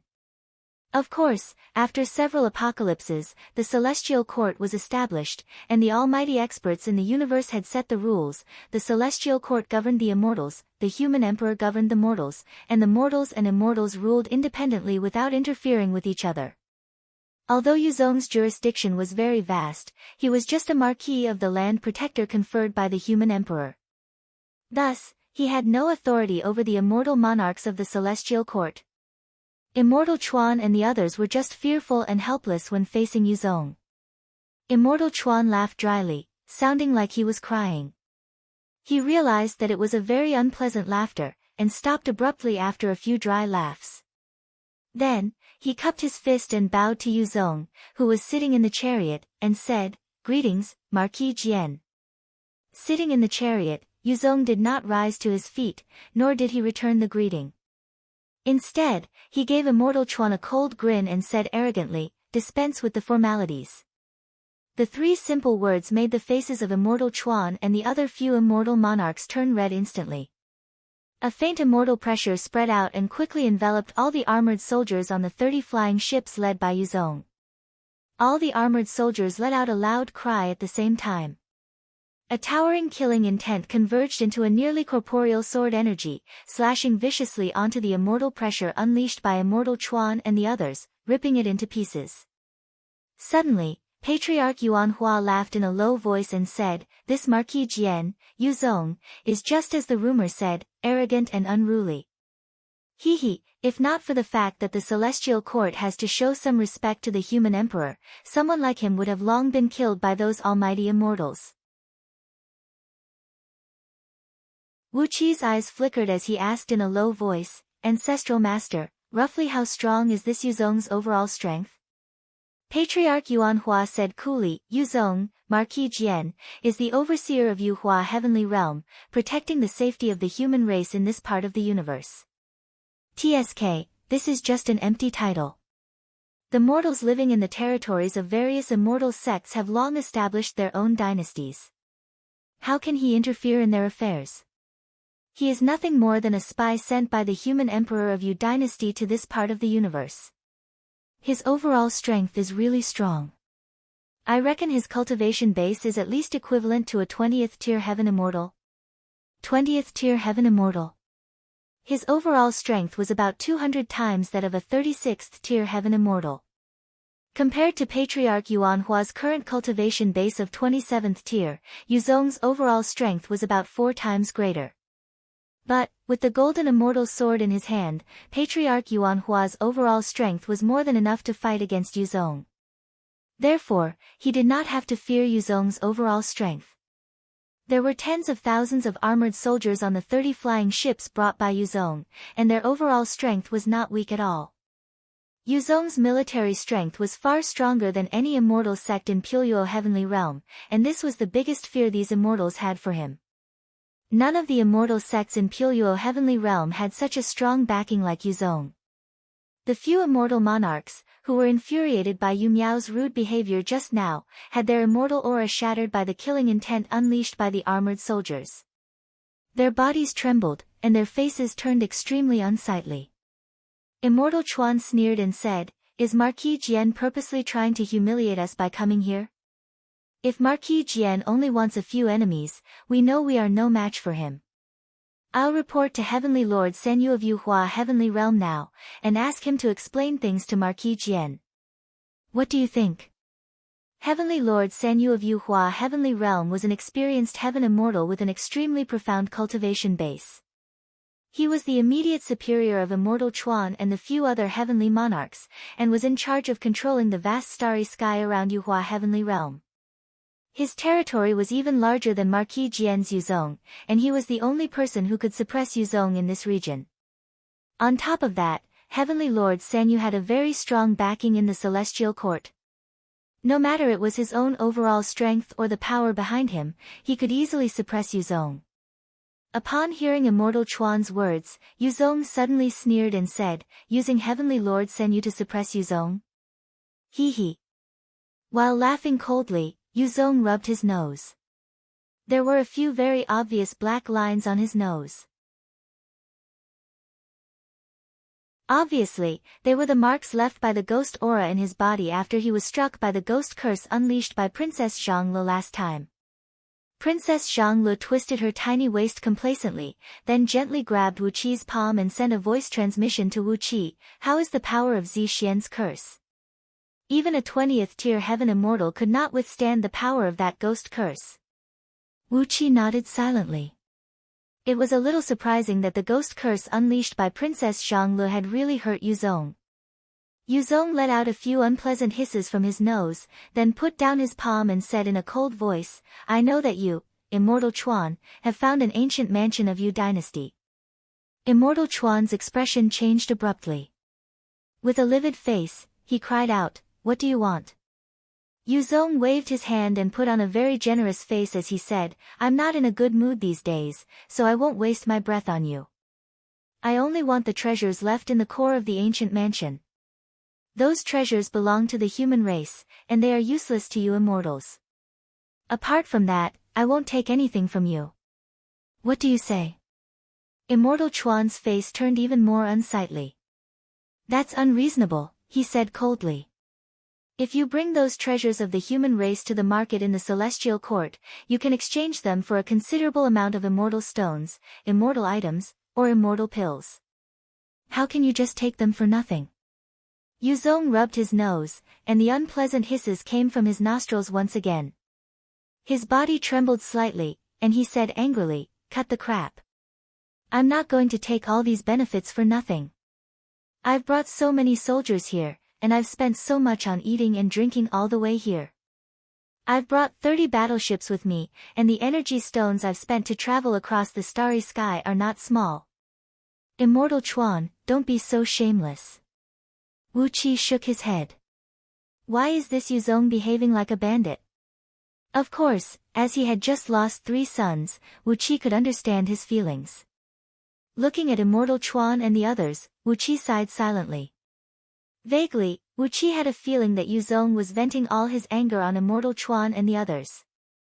Daoist Qi came next to Patriarch Yuan Hua and asked in a low voice, "Master, if a fight breaks out, are we going to help the immortal monarchs?" Patriarch Yuan Hua turned his head and gave the heaven immortals from Eminent Cloud sect a look. Apart from Reverend Yun, a few Eminent Cloud sect immortals were staring at them with a fierce gleam in their eyes. Patriarch Yuan Hua shook his head lightly and said, "If a fight breaks out, bring your children back to Green Cliff Planet, then go and reinforce your junior brother. I'll stay here and hold the line for the few immortal monarchs." With the golden immortal sword, Patriarch Yuan Hua was filled with confidence, and said that he would help the few immortal monarchs to hold the line. When his words were heard by the other heaven immortals, they were filled with envy and jealousy. But, Reverend Yun's heart sank. Reinforce Daoist Min. Why would Daoist Qi reinforce Daoist Min? What was Daoist Min doing now? While all the immortals were having their own thoughts, Yuzong suddenly gave an impatient roar, clenching his right fist and thrusting it toward Immortal Chuan. Immortal Chuan did not expect that Yuzong was really as barbaric as the rumors said, and the punch landed squarely on his body. The official robe of immortal monarchs worn by Immortal Chuan was a lower-grade immortal item given to him by the Celestial Court when he was appointed as an immortal official. As soon as Yuzong punched out, a crisp bird cry rang out from Immortal Chuan's immortal robe, and a green sparrow darted out from it, bringing with it a large cloud of smoke. The cloud of smoke wheeled and wheeled, and there was a vague gleam of rivers and mountains flickering in it. Yuzong's punch sank into the cloud, and suddenly became slower and slower. Yuzong sneered, then suddenly cried out, "Jade butterfly hissing wind, kill!" A jade-colored cloud of smoke rushed out from behind Yuzong's back, within which came the soul of a jade-colored butterfly, about 1,000 feet long, with a flash, transformed into a beam of strong jade-colored light, and attached itself to Yuzong's right arm. The power of Yuzong's punch was suddenly increased by at least 100 times. Accompanied by an extremely unpleasant ripping noise, dozens of holes were ripped open on Immortal Chuan's immortal robe, as Yuzong's punch landed on Immortal Chuan's right chest. Countless jade-colored butterfly-shaped beams shot out from Yuzong's fist and smashed into Immortal Chuan's body. Immortal Chuan howled miserably as his right chest was completely shattered, and his right arm was knocked flying away by Yuzong's punch, together with a large amount of golden immortal blood and pale golden flesh. Tens of thousands of armored soldiers on the 30 battleships roared in unison, and all 30 battleships charged forward abruptly.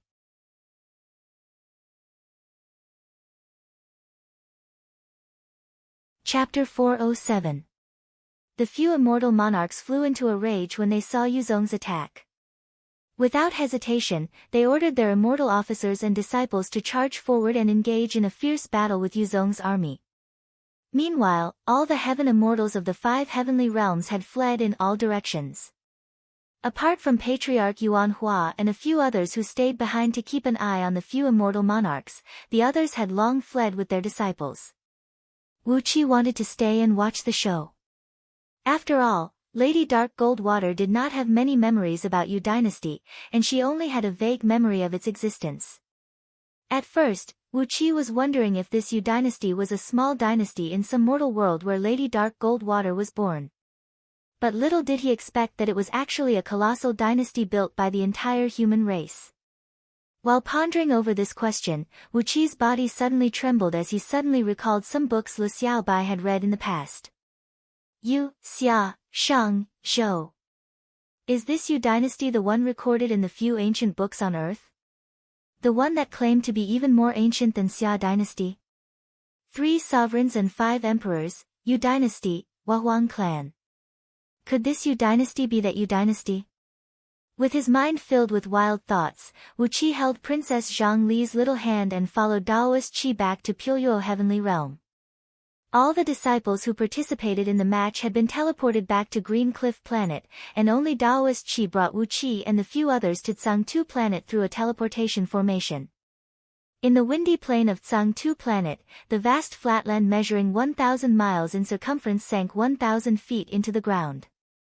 Huge holes and cracks could be seen everywhere, and the ground was stained with golden and red blood. 2 groups of cultivators were engaged in a life-and-death battle. Together with 18 Yuanhua Sect's Heaven Immortals, Daoist Min was attacking 10 Eminent Cloud Sect's Heaven Immortals, while several hundred Yuanhua Sect's Nascent Divinity and Nascent Soul disciples were attacking the less than 100 Eminent Cloud Sect's disciples. A great python, over 3,000 feet long and as white as snow, with scales glinting with a dazzling watery gleam, was spreading its wings, throwing its head back and roaring furiously, spraying a large sheet of blood-red light at a crimson tribulation cloud in the sky. The tribulation cloud rotated unhurriedly, preparing for the next wave of powerful attacks. A strong demonic aura burst out from the great serpent's body. Because of this cold and murderous demonic aura, the area covered by the tribulation clouds grew larger and larger, and the lightning tribulation that was brewing also grew stronger and stronger. The stronger the fiendish demon and the more ancient the bloodline of the fiendish demon, the more terrifying the lightning tribulation they would have to endure. The snow-armored serpent had reached the level of 25th tier Heaven Immortal before it had to face the thunder tribulation of form transformation. It was not hard to tell how strong it was. However, it was obvious that the thunder tribulation of form transformation that it was about to face was definitely more powerful than the thunder tribulation that an orthodox demon would have to face after transforming into human form. On Myriad Immortals Planet, those demon imperial advisors and sinecures of the 6 dynasties could transform into human form even though they only had the cultivation base of nascent soul realm. Compared to this snow-armored heaven-devouring python, who had to cultivate to the 25th tier Heaven Immortal realm to face the lightning tribulation of transformation, the gap between them was like the distance between the clouds and the sky. The great serpent's body was riddled with several dozens of huge wounds, and several dozens of scales that were charred and pitch-black by the explosion. After being wounded, the ferocious nature in its bones was aroused. The little immortal aura emanating from its body immediately transformed into a towering evil aura. The dark green demonic aura blanketed an area of several tens of miles in circumference, causing the tribulation clouds in the sky to expand even faster. This was the scene that Wu Qi and his company saw when they arrived at Tsang-Tu Planet. The disciples of Yuanhua sect led by Daoist Min had gained the upper hand in all aspects. Apart from the fact that the number of Heaven Immortals brought by Daoist Min was much greater than that of the enemy, they had also launched a sneak attack from behind, and had the help of spies. Furthermore, they had exhausted over 70% of the immortal talismans and Guiyuan vibrating bombs stored in Yuanhua Sect's storage. Upon seeing this, Daoist Qi whistled, brought Wu Qi and the others and charged towards the disciples of Eminent Cloud Sect. With the fall of Reverend Huilin, the decline of Huiling's sect was imminent. Eminent Cloud Sect's Reverend Yun was severely wounded, and they had lost 13 Heaven Immortals.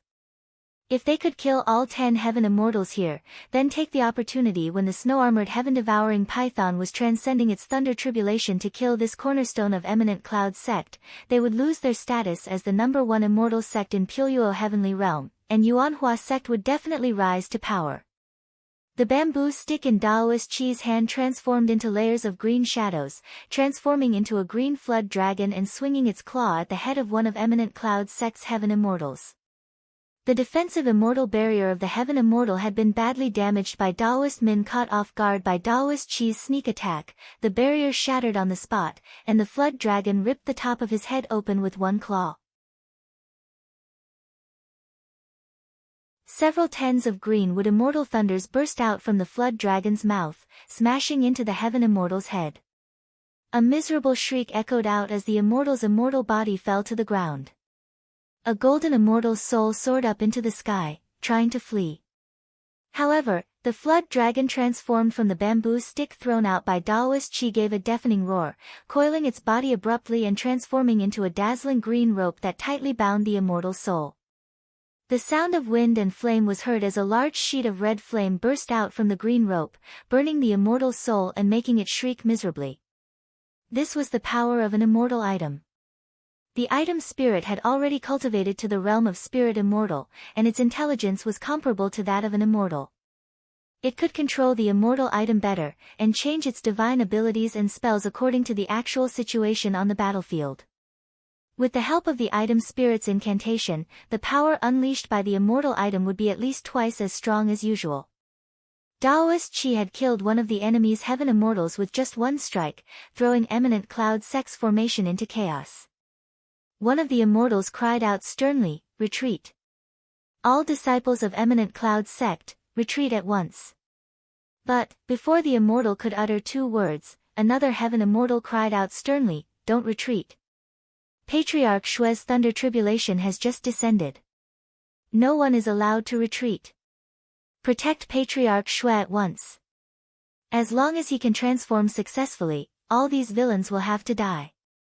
While all the disciples of Eminent Cloud's sect were at a loss of what to do, Daoist Chi had already joined the battle with a few heaven immortals who came with him. Wu Qi let out a long laugh as he spat out the sword of Greedy Wolf and the Xuanhao sword from Chi-Chi's sleeves. As Wu Qi's cultivation base had improved tremendously, when the sword of Greedy Wolf was unleashed, it would turn into 21 pitch-black wolf heads, streaking across the sky while leaving long trails of light behind them. As long as they touched a human body, a large piece of flesh would be ripped apart by the razor-sharp sword beams. Meanwhile, the Xuanhao sword transformed into a large sheet of pitch-black water mist, rushing forward together with several dozens of looming vortexes. No matter it was flying swords or magical treasures, as long as they were not upper-grade spirit items, they would be corroded by the water mist and slowly crushed into powder. Lord Xiansheng and Catfish Flood Dragon simply transformed into their true forms of flood dragons, plunging into the group of Eminent Cloud Sect's nascent soul and nascent divinity disciples, slaughtering them without holding back. Catfish Flood Dragon was carrying a huge hammer in her claw, smashing it in all directions, giving those Eminent Cloud Sect's disciples a great pain. When any ordinary magical treasures touched the heavy hammer, they would immediately lose their luster and crack. Before long, a dozen of Eminent Cloud Sect's disciples were smashed into meat patties and swallowed by Catfish Flood Dragon. However, what made those Eminent Cloud Sect's disciples, and even those heaven immortals feel a chill from the bottom of their hearts was Princess Zhanglu, who was standing quietly at a distance. She stood on a cloud, her hands constantly changing incantation gestures. She chanted some simple spells, such as seal, crack, shatter, restrict, and some other spells. Suddenly, all the energies of those disciples of Eminent Cloud Sect vanished, or their connection with their flying swords and magical treasures were suddenly cut off, or their bodies were ripped apart for no apparent reason. There were even two heaven immortals who were accidentally struck by Princess Zhang Li's spell, staggering and falling from the sky with their vision darkening. In the end, those heaven immortals from Yuanhua Sect saw the opportunity, and a few immortal swords shot through the air, riddling their bodies with holes. Snow-armored heaven-devouring Python threw his head back and roared furiously. "Little brats of Yuanhua Sect! Just wait until I transcend my thunder tribulation of form transformation. I'll definitely put you in a life and death situation. Children of Eminent Cloud Sect, you.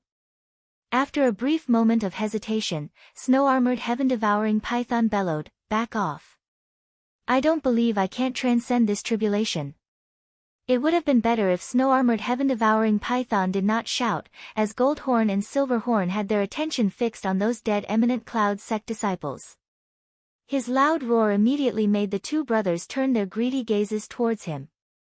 Two unpleasant dragon roars rang out, as Goldhorn and Silverhorn transformed into two beams of light and sped towards snow-armored heaven-devouring Python. He is just a mere snow-armored heaven-devouring Python. I'm the big brother, so I want 60% of his blood essence. Silverhorn did not want to be outdone. As the big brother, you should take care of the little brother. 60% of his blood essence is mine. Shouting and yelling, the two brothers charged towards snow-armored heaven-devouring Python, opening their bloody mouths and biting down towards him. Suddenly, snow-armored heaven-devouring Python raised his head and fixed his eyes on Goldhorn and Silverhorn. Dragon pythons of fire and ice? Shouldn't you have gone extinct long ago? His voice was filled with unconcealable shock and fear. His tone was filled with both anger and fear, and everyone present could hear it loud and clear. Snow-armored heaven-devouring Python's reaction made the hearts of many eminent cloud sect disciples sink. Not only did this great python of 25th tier heaven immortal realm not dare to fight Goldhorn and Silverhorn, he even spun and fled. He even ignored the thunder tribulation that could strike down from the sky at any time, twisting his body and fleeing into the distance in a wretched manner. Saliva sprayed out from Goldhorn and Silverhorn's mouths as the brothers chased after snow-armored heaven-devouring Python with all their might. They were emanating a frightening aura that could only be sensed by the same clan of serpents. It was an absolute suppression that only natural enemies could have on their prey. Snow-armored heaven-devouring Python even ignored the fact that Goldhorn and Silverhorn only had the cultivation base of nascent divinity realm.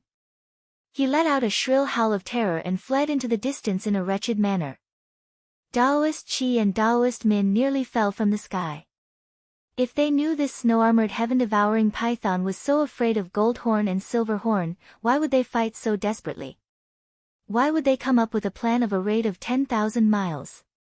Looking at how fast snow-armored heaven-devouring Python was fleeing, Wu Qi grinned coldly.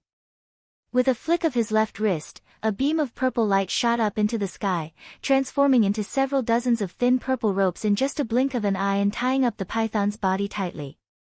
Goldhorn and Silverhorn roared joyfully and charged forward. Disregarding any danger, the brothers wrapped themselves around snow-armored heaven-devouring Python and gave him a heavy bite. In an instant, two large strips of flesh were bitten off from the python's body. You've eaten his flesh, but leave his scales to me, or I'll skin you alive. Wu Qi cried out hastily. The scales of a 25th tier heaven immortal great python were much better than those left behind by Wanying Dragon King's ancestors who had ascended to the immortal world. Daoist Chi cried out hastily as well, we've eaten his flesh, but the scales belong to Wu Qi. As for the serpent bones and tendons, they are supreme grade materials for crafting immortal items. Daoist Min did not care that Goldhorn and Silverhorn were Wu Qi's demon pets. He roared at the top of his voice, there must be a serpent pearl in this snow-armored heaven-devouring python's body. Leave the serpent pearl, and I'll exchange all my belongings with you. While the group of people was shouting and yelling, the tribulation cloud trembled, and a violent thunderbolt, about 1 mile in diameter, struck down.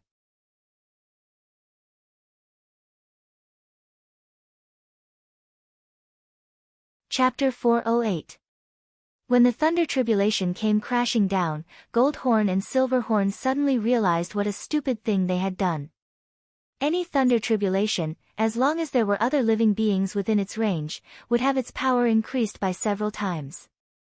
Not to mention that they were two great pythons, a species whose bloodline was even more ancient and powerful than that of a snow-armored heaven-devouring python. Therefore, the power of this thunder tribulation was at least 10 times stronger than that of a snow-armored heaven-devouring python. The crimson thunderbolt was dark and gloomy like dried blood. When it came crashing down from 100 miles up in the sky, the entire windy plain trembled, and even the Tsang 2 planet under their feet seemed to twitch abruptly. Jean Jiao and Silverhorn wailed as they tried to escape from the snow-armored heaven-devouring python's body. However, the brothers were afraid that they would not be able to hold their prey tightly, so the three snakes twisted their bodies into braids. How could they escape in a hurry? Seeing that the crimson thunderbolt was about to hit his head, Goldhorn was so frightened that his saliva sprayed all over his face. Master, sir, senior, young master, help. We can't take it. We can't even take a single thunderbolt. Silverhorn was crying so hard that his tears sprayed out like a fountain. Looking pitifully at Wu Qi in the distance, he cried out, "Boss, manager, help. Our lives are very precious. If the clan of dragon pythons of fire and ice wants to flourish and grow stronger, we have to shoulder the responsibility." A five-colored ray of light flashed behind Princess Zhongli's back, and in the blink of an eye, she had come next to Wu Qi. With a wave of her hand, she sent a five-colored ray of light toward the tribulation cloud above her. Immediately, a deep, muffled rumble of thunder rang out from the cloud, and the tribulation cloud, which covered an area of 100 miles in circumference, shrunk by 10%. The thunderbolt that had just shot out from the tribulation cloud and was about to burn Goldhorn and Silverhorn, as well as the snow-armored heaven-devouring python, was weakened by 30% as well. Just as Princess Zhongli was about to cast a divine ability to disperse the tribulation cloud, Wu Qi suddenly shouted, "Wait, wait." When the thunder tribulation of shape-shifting descended, Wu Qi unleashed his sword beam and plunged right under it. Then, he opened his erect eye, and a mirror shrouded in clouds, as thin as a piece of paper, and with countless lightning sparks flashing within it, rushed out of it and slowly hovered above Wu Qi's head. After the cold electric mirror had absorbed the essence of the lightning tribulation, it had developed its own intelligence. After being nourished by the innate energies of 5 elements in Wu Qi's spiritual ocean, the cold electric mirror had gradually recovered its original appearance. The cold electric mirror was an immortal item that belonged to an ancient water immortal, who lived in the underwater mansion occupied by Catfish Flood Dragon. However, after the water immortal's death, the cold electric mirror's artifact spirit was damaged and fell into a long slumber. Through the passage of time, the grade of the cold electric mirror had declined, and it eventually turned into an ordinary magical treasure. After being nourished by the essence of the lightning tribulation, and especially refined by Wu Qi's innate energies of 5 elements, the artifact spirit in the cold electric mirror had gradually awakened, fusing with the newly born intelligence of its artifact spirit, and gradually regained its original appearance. The arrival of the lightning tribulation today had made the cold electric mirror jump with excitement. The snow-armored heaven-devouring python was planning to borrow a wisp of life force from the lightning tribulation to get rid of its python body and transform into a human form, while the cold electric mirror was planning to borrow the power of the lightning tribulation to reforge its newly fused artifact spirit, allowing it to transform into a spirit immortal and regain its original essence as an immortal item. When the lightning tribulation fell, the cold electric mirror gave a joyful cry. Large sheets of clouds sprayed out from its surface, transforming into a huge net that swallowed the huge thunderbolt into its surface. After absorbing the thunderbolt, the once cold electric mirror suddenly turned bright red. Strange lights kept bursting out from its surface, and vaguely, a tiny figure with a blurry figure, purple-blue in color and flickering with countless electric sparks, could be vaguely seen amidst the flashing lights. From the information sent to him by the cold electric mirror, Wu Qi knew what was happening.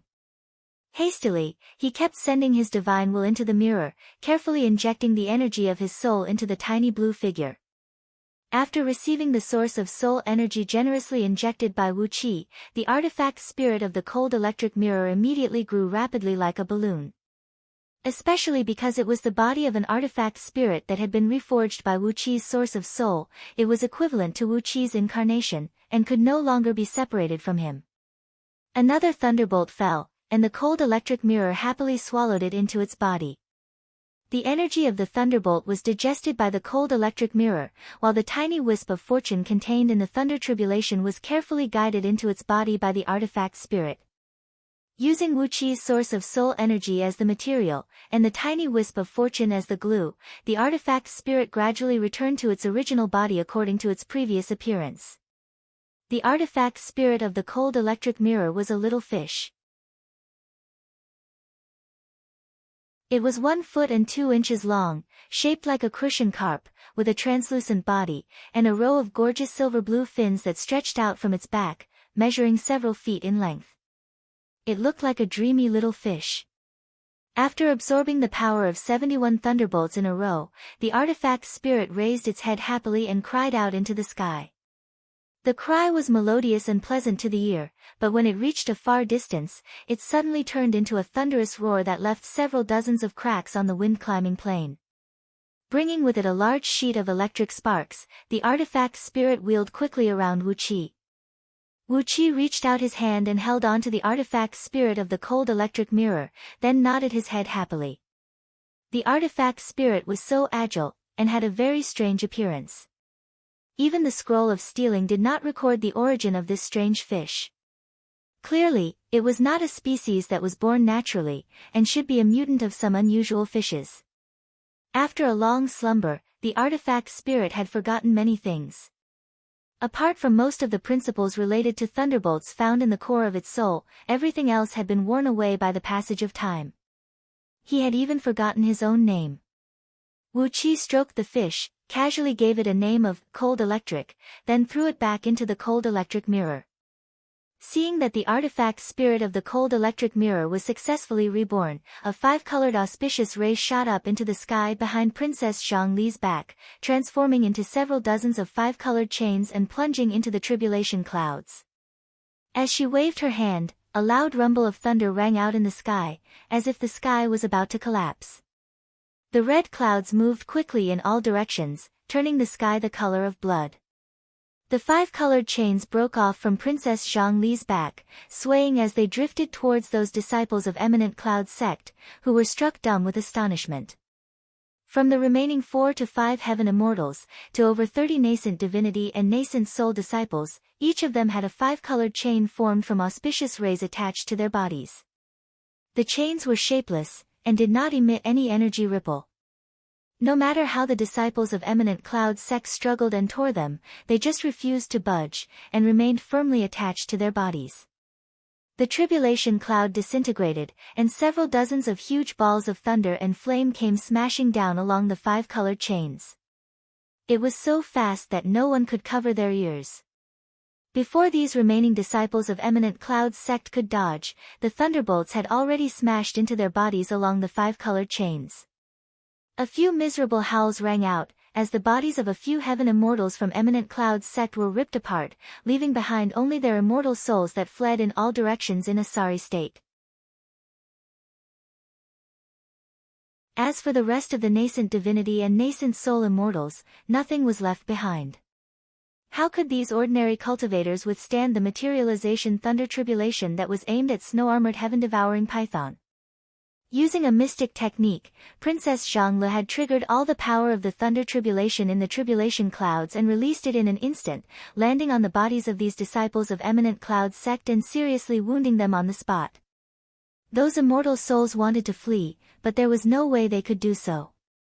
Daoist Qi and Daoist Min recovered from the shock, and immediately launched a deadly attack, turning all the souls of Eminent Cloud sect's heaven immortals into ashes.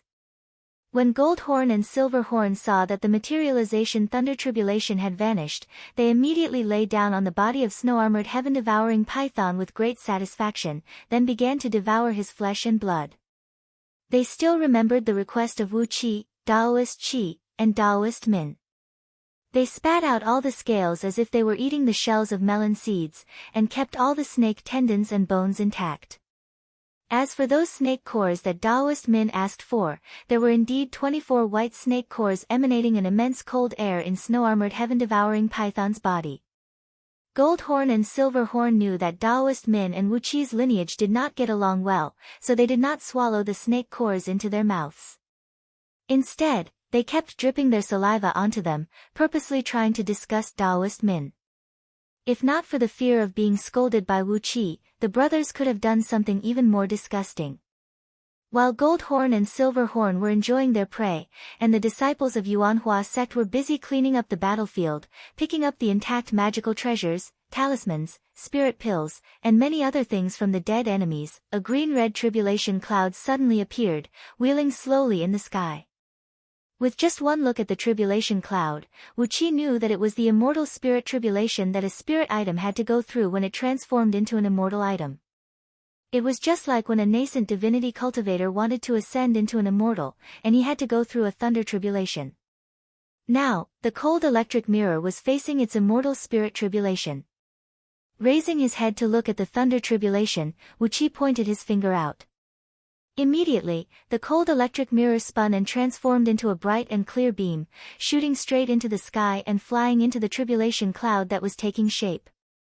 The cold electric mirror shone brightly, as the enormous power of thunder tribulation in the tribulation cloud was quickly absorbed by it. In just a quarter of an hour, the tribulation cloud had vanished without a trace, and all the tribulation thunders had become the nourishment for the mirror. Wu Qi summoned the mirror back, then happily shoved it back into his forehead. Right now, there was a vertical eye on his forehead, glinting with a purple gleam. From time to time, wisps of faint electric arcs could be seen flashing in it. Following Wu Qi's will, when the vertical eye was closed, it would turn into a thin purple gleam.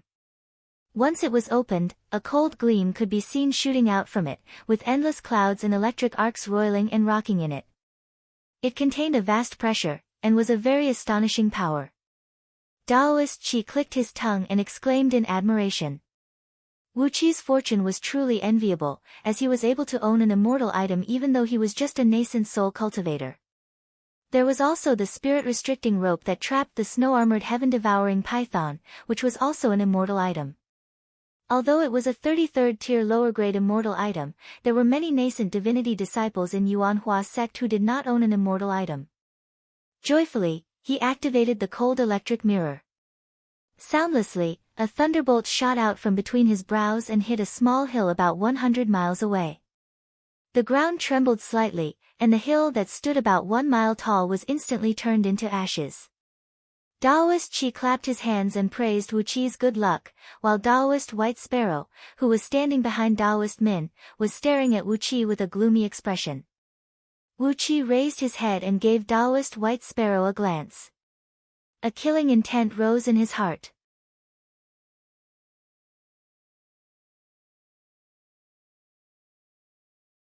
Chapter 409.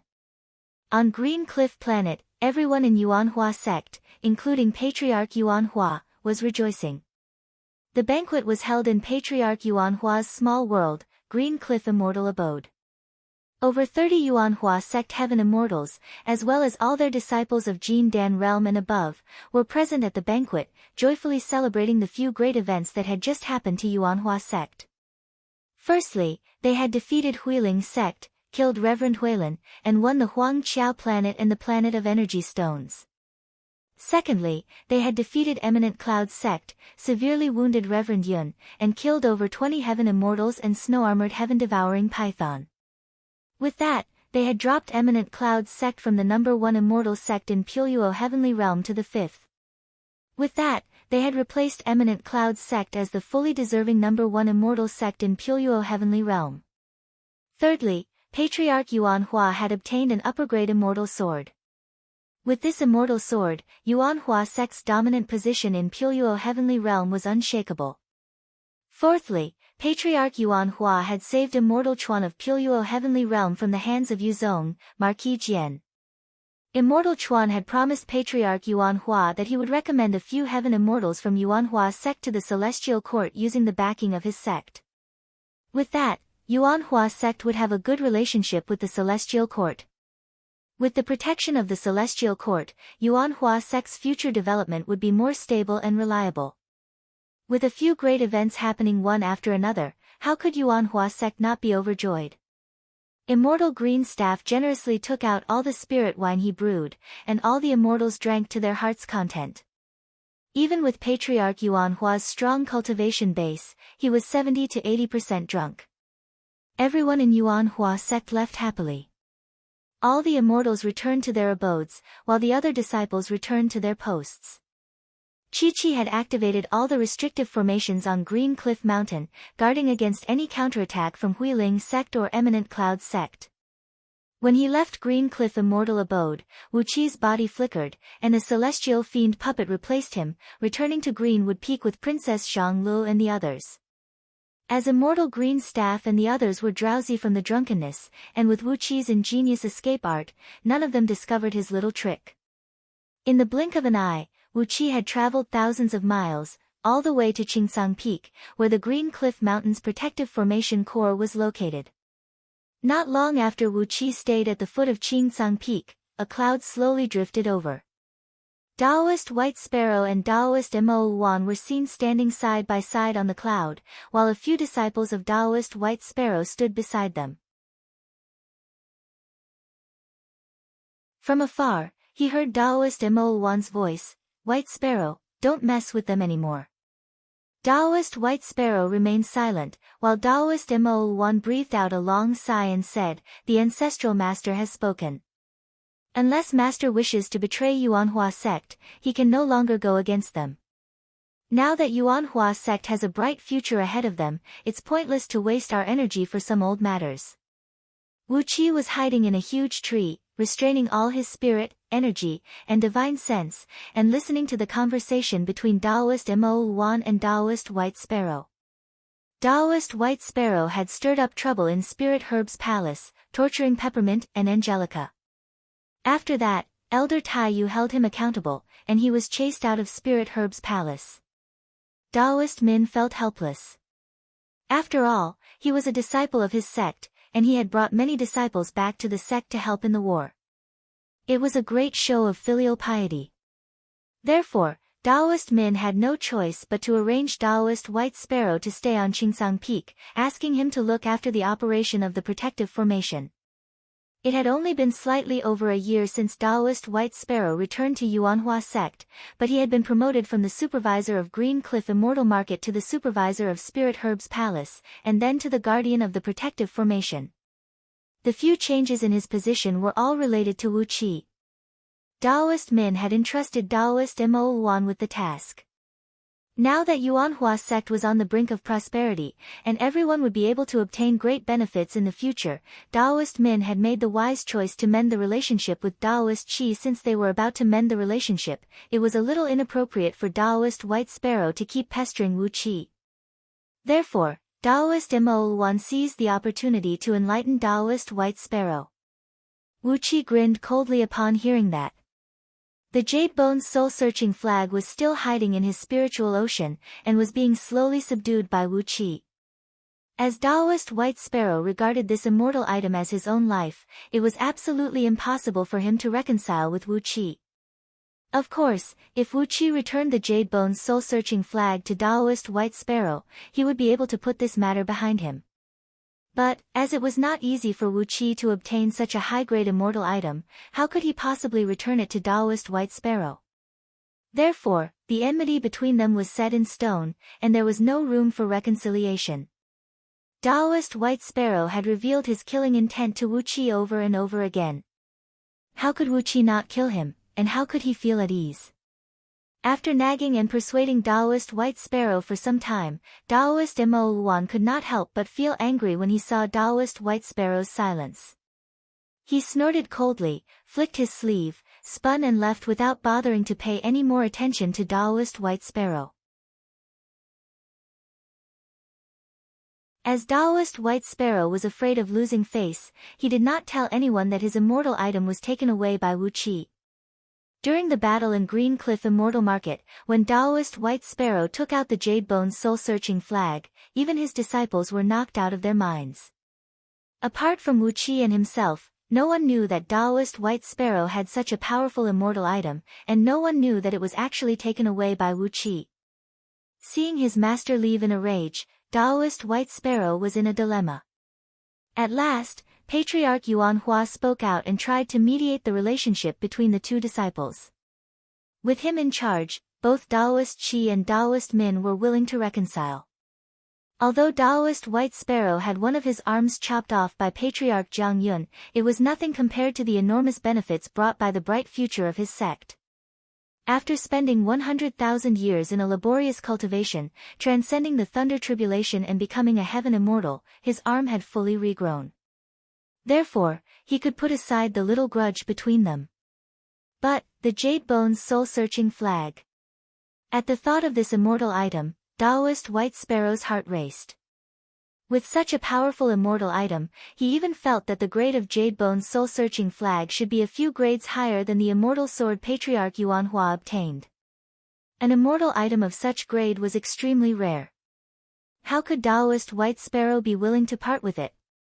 Should he tell Taoist Min and Taoist Mo Wan about it, and force Wu Qi to return it to him? Taoist White Sparrow's heart raced again. If he told them about the immortal item that was a few times higher than Patriarch Yuan Hua's, perhaps he would not be able to keep it anymore. Staring at Taoist Mo Wan's back that was disappearing into the distance, Taoist White Sparrow clenched his jaws as he stared at Qingtsang Peak and said in a low voice, "Wu Qi, oh Wu Qi, you've made me suffer a lot. Well, since that is the case, don't blame me for being too cruel. My disciples, keep a close watch on Wu Qi's every move for the next few days, and when he is alone, I'll kill him and bring all of you away from here." Taoist White Sparrow suddenly thought it through. With the Jade Bone's soul-searching flag in his possession, so what if he betrayed Yuanhua sect?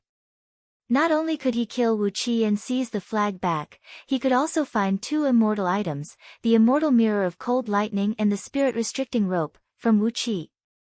Perhaps, he could even find some other good stuff. That was worth the risk.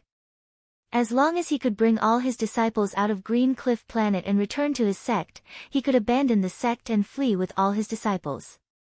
With that, he could easily find a new place to settle down. Narrowing his eyes, Taoist White Sparrow grinned coldly and said, "In for a penny, in for a pound." In the past, when I was in Yuanhua sect, I was only an outer sect disciple despite spending 1,000 years studying the Tao. Only after struggling painstakingly for over 100,000 years did I achieve what I have today. Since when did Yuanhua sect mistreat me? Not only will I kill Wu Qi and seize back what belongs to me, I'll also teach Yuanhua sect a good lesson. Laughing ferociously, Taoist White Sparrow said complacently, "I've painstakingly brought my disciples back to reinforce my sect, but I didn't even get any benefits from it. I don't really care about such a heartless sect. After I kill Wu Qi, we'll destroy the core of Green Cliff Mountain's defensive formation, and let Eminent Cloud's sect and Huiling sect find trouble with them." Wu Qi shook his head, and his mind was filled with confidence. Since Taoist White Sparrow was about to betray Yuanhua sect, Wu Qi would not feel any mental pressure after killing him. Laughing coldly, Wu Qi's fake nascent soul, which was cultivated with the Dark Yin water scripture, suddenly rushed out from the top of his head. A large sheet of cold energy spread out in all directions, blotting the sky and covering the earth. Amidst the cold energy, some white runes could be seen faintly visible, and the space 1 mile in circumference was suddenly enveloped by an extremely thin crystal wall. This crystal wall was the Dark Yin crystal barrier, which Lady Dark Goldwater used to defend against Wu Qi's attack.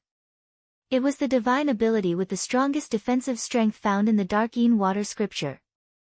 Unless 10 cultivators with the same cultivation base as the user were to attack it at the same time, there was no way they could break the defense of the Dark Yin crystal barrier. With Wu Qi's current cultivation base, he was able to fight head-on against a 36th tier Heaven Immortal. Without 10 Heaven Immortals joining forces, no one could break the crystal wall.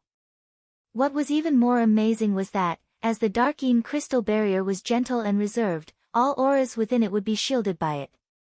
As a result, no matter how hard Wu Qi fought inside, no one would be able to find out what was happening in here. Unless someone happened to sweep their divine will towards this place, no one would be able to find out what was happening in Wu Qi's place. Taoist White Sparrow felt a chill running through his body, and the frightening cold air even slowed down the flow of his blood. "Who are you, fellow Taoist?" he cried out in alarm. Wu Qi was too lazy to talk to Taoist White Sparrow. Since there was enmity between them, he might as well kill him quickly and cleanly. Why should he waste his breath?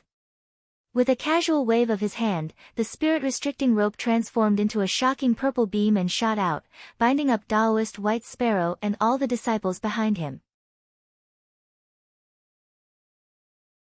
As Wu Qi's cultivation base was now much stronger than before, the power of spirit-restricting rope had naturally improved significantly.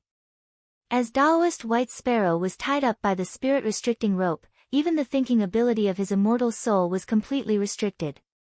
It was even worse for the few disciples behind him. Their fleshly bodies and nascent divinities were crushed by the spirit-restricting rope, and they died miserably on the spot. Wu Qi leaped forward, while Goldhorn and Silverhorn rushed out and devoured all of Taoist White Sparrow's disciples. After that, Wu Qi grabbed Taoist White Sparrow and casually pointed a finger at his forehead. The divine flame of order shot out and burned into Taoist White Sparrow's body. In just a blink of an eye, Taoist White Sparrow was refined into several hundred blood and soul crystals. After shoving all the blood and soul crystals into the Black Dragon Spirit Ring, Wu Qi gathered 90% of his energies and transformed them into the Dark Yin immortal energy through his fake nascent soul. Then, according to a technique found in the Dark Yin water scripture, Black Water Thunder Suppressing Technique, he condensed it into a black thunderbolt the size of a human head in his palm. Casually, he threw the thunderbolt towards Qingcang Peak.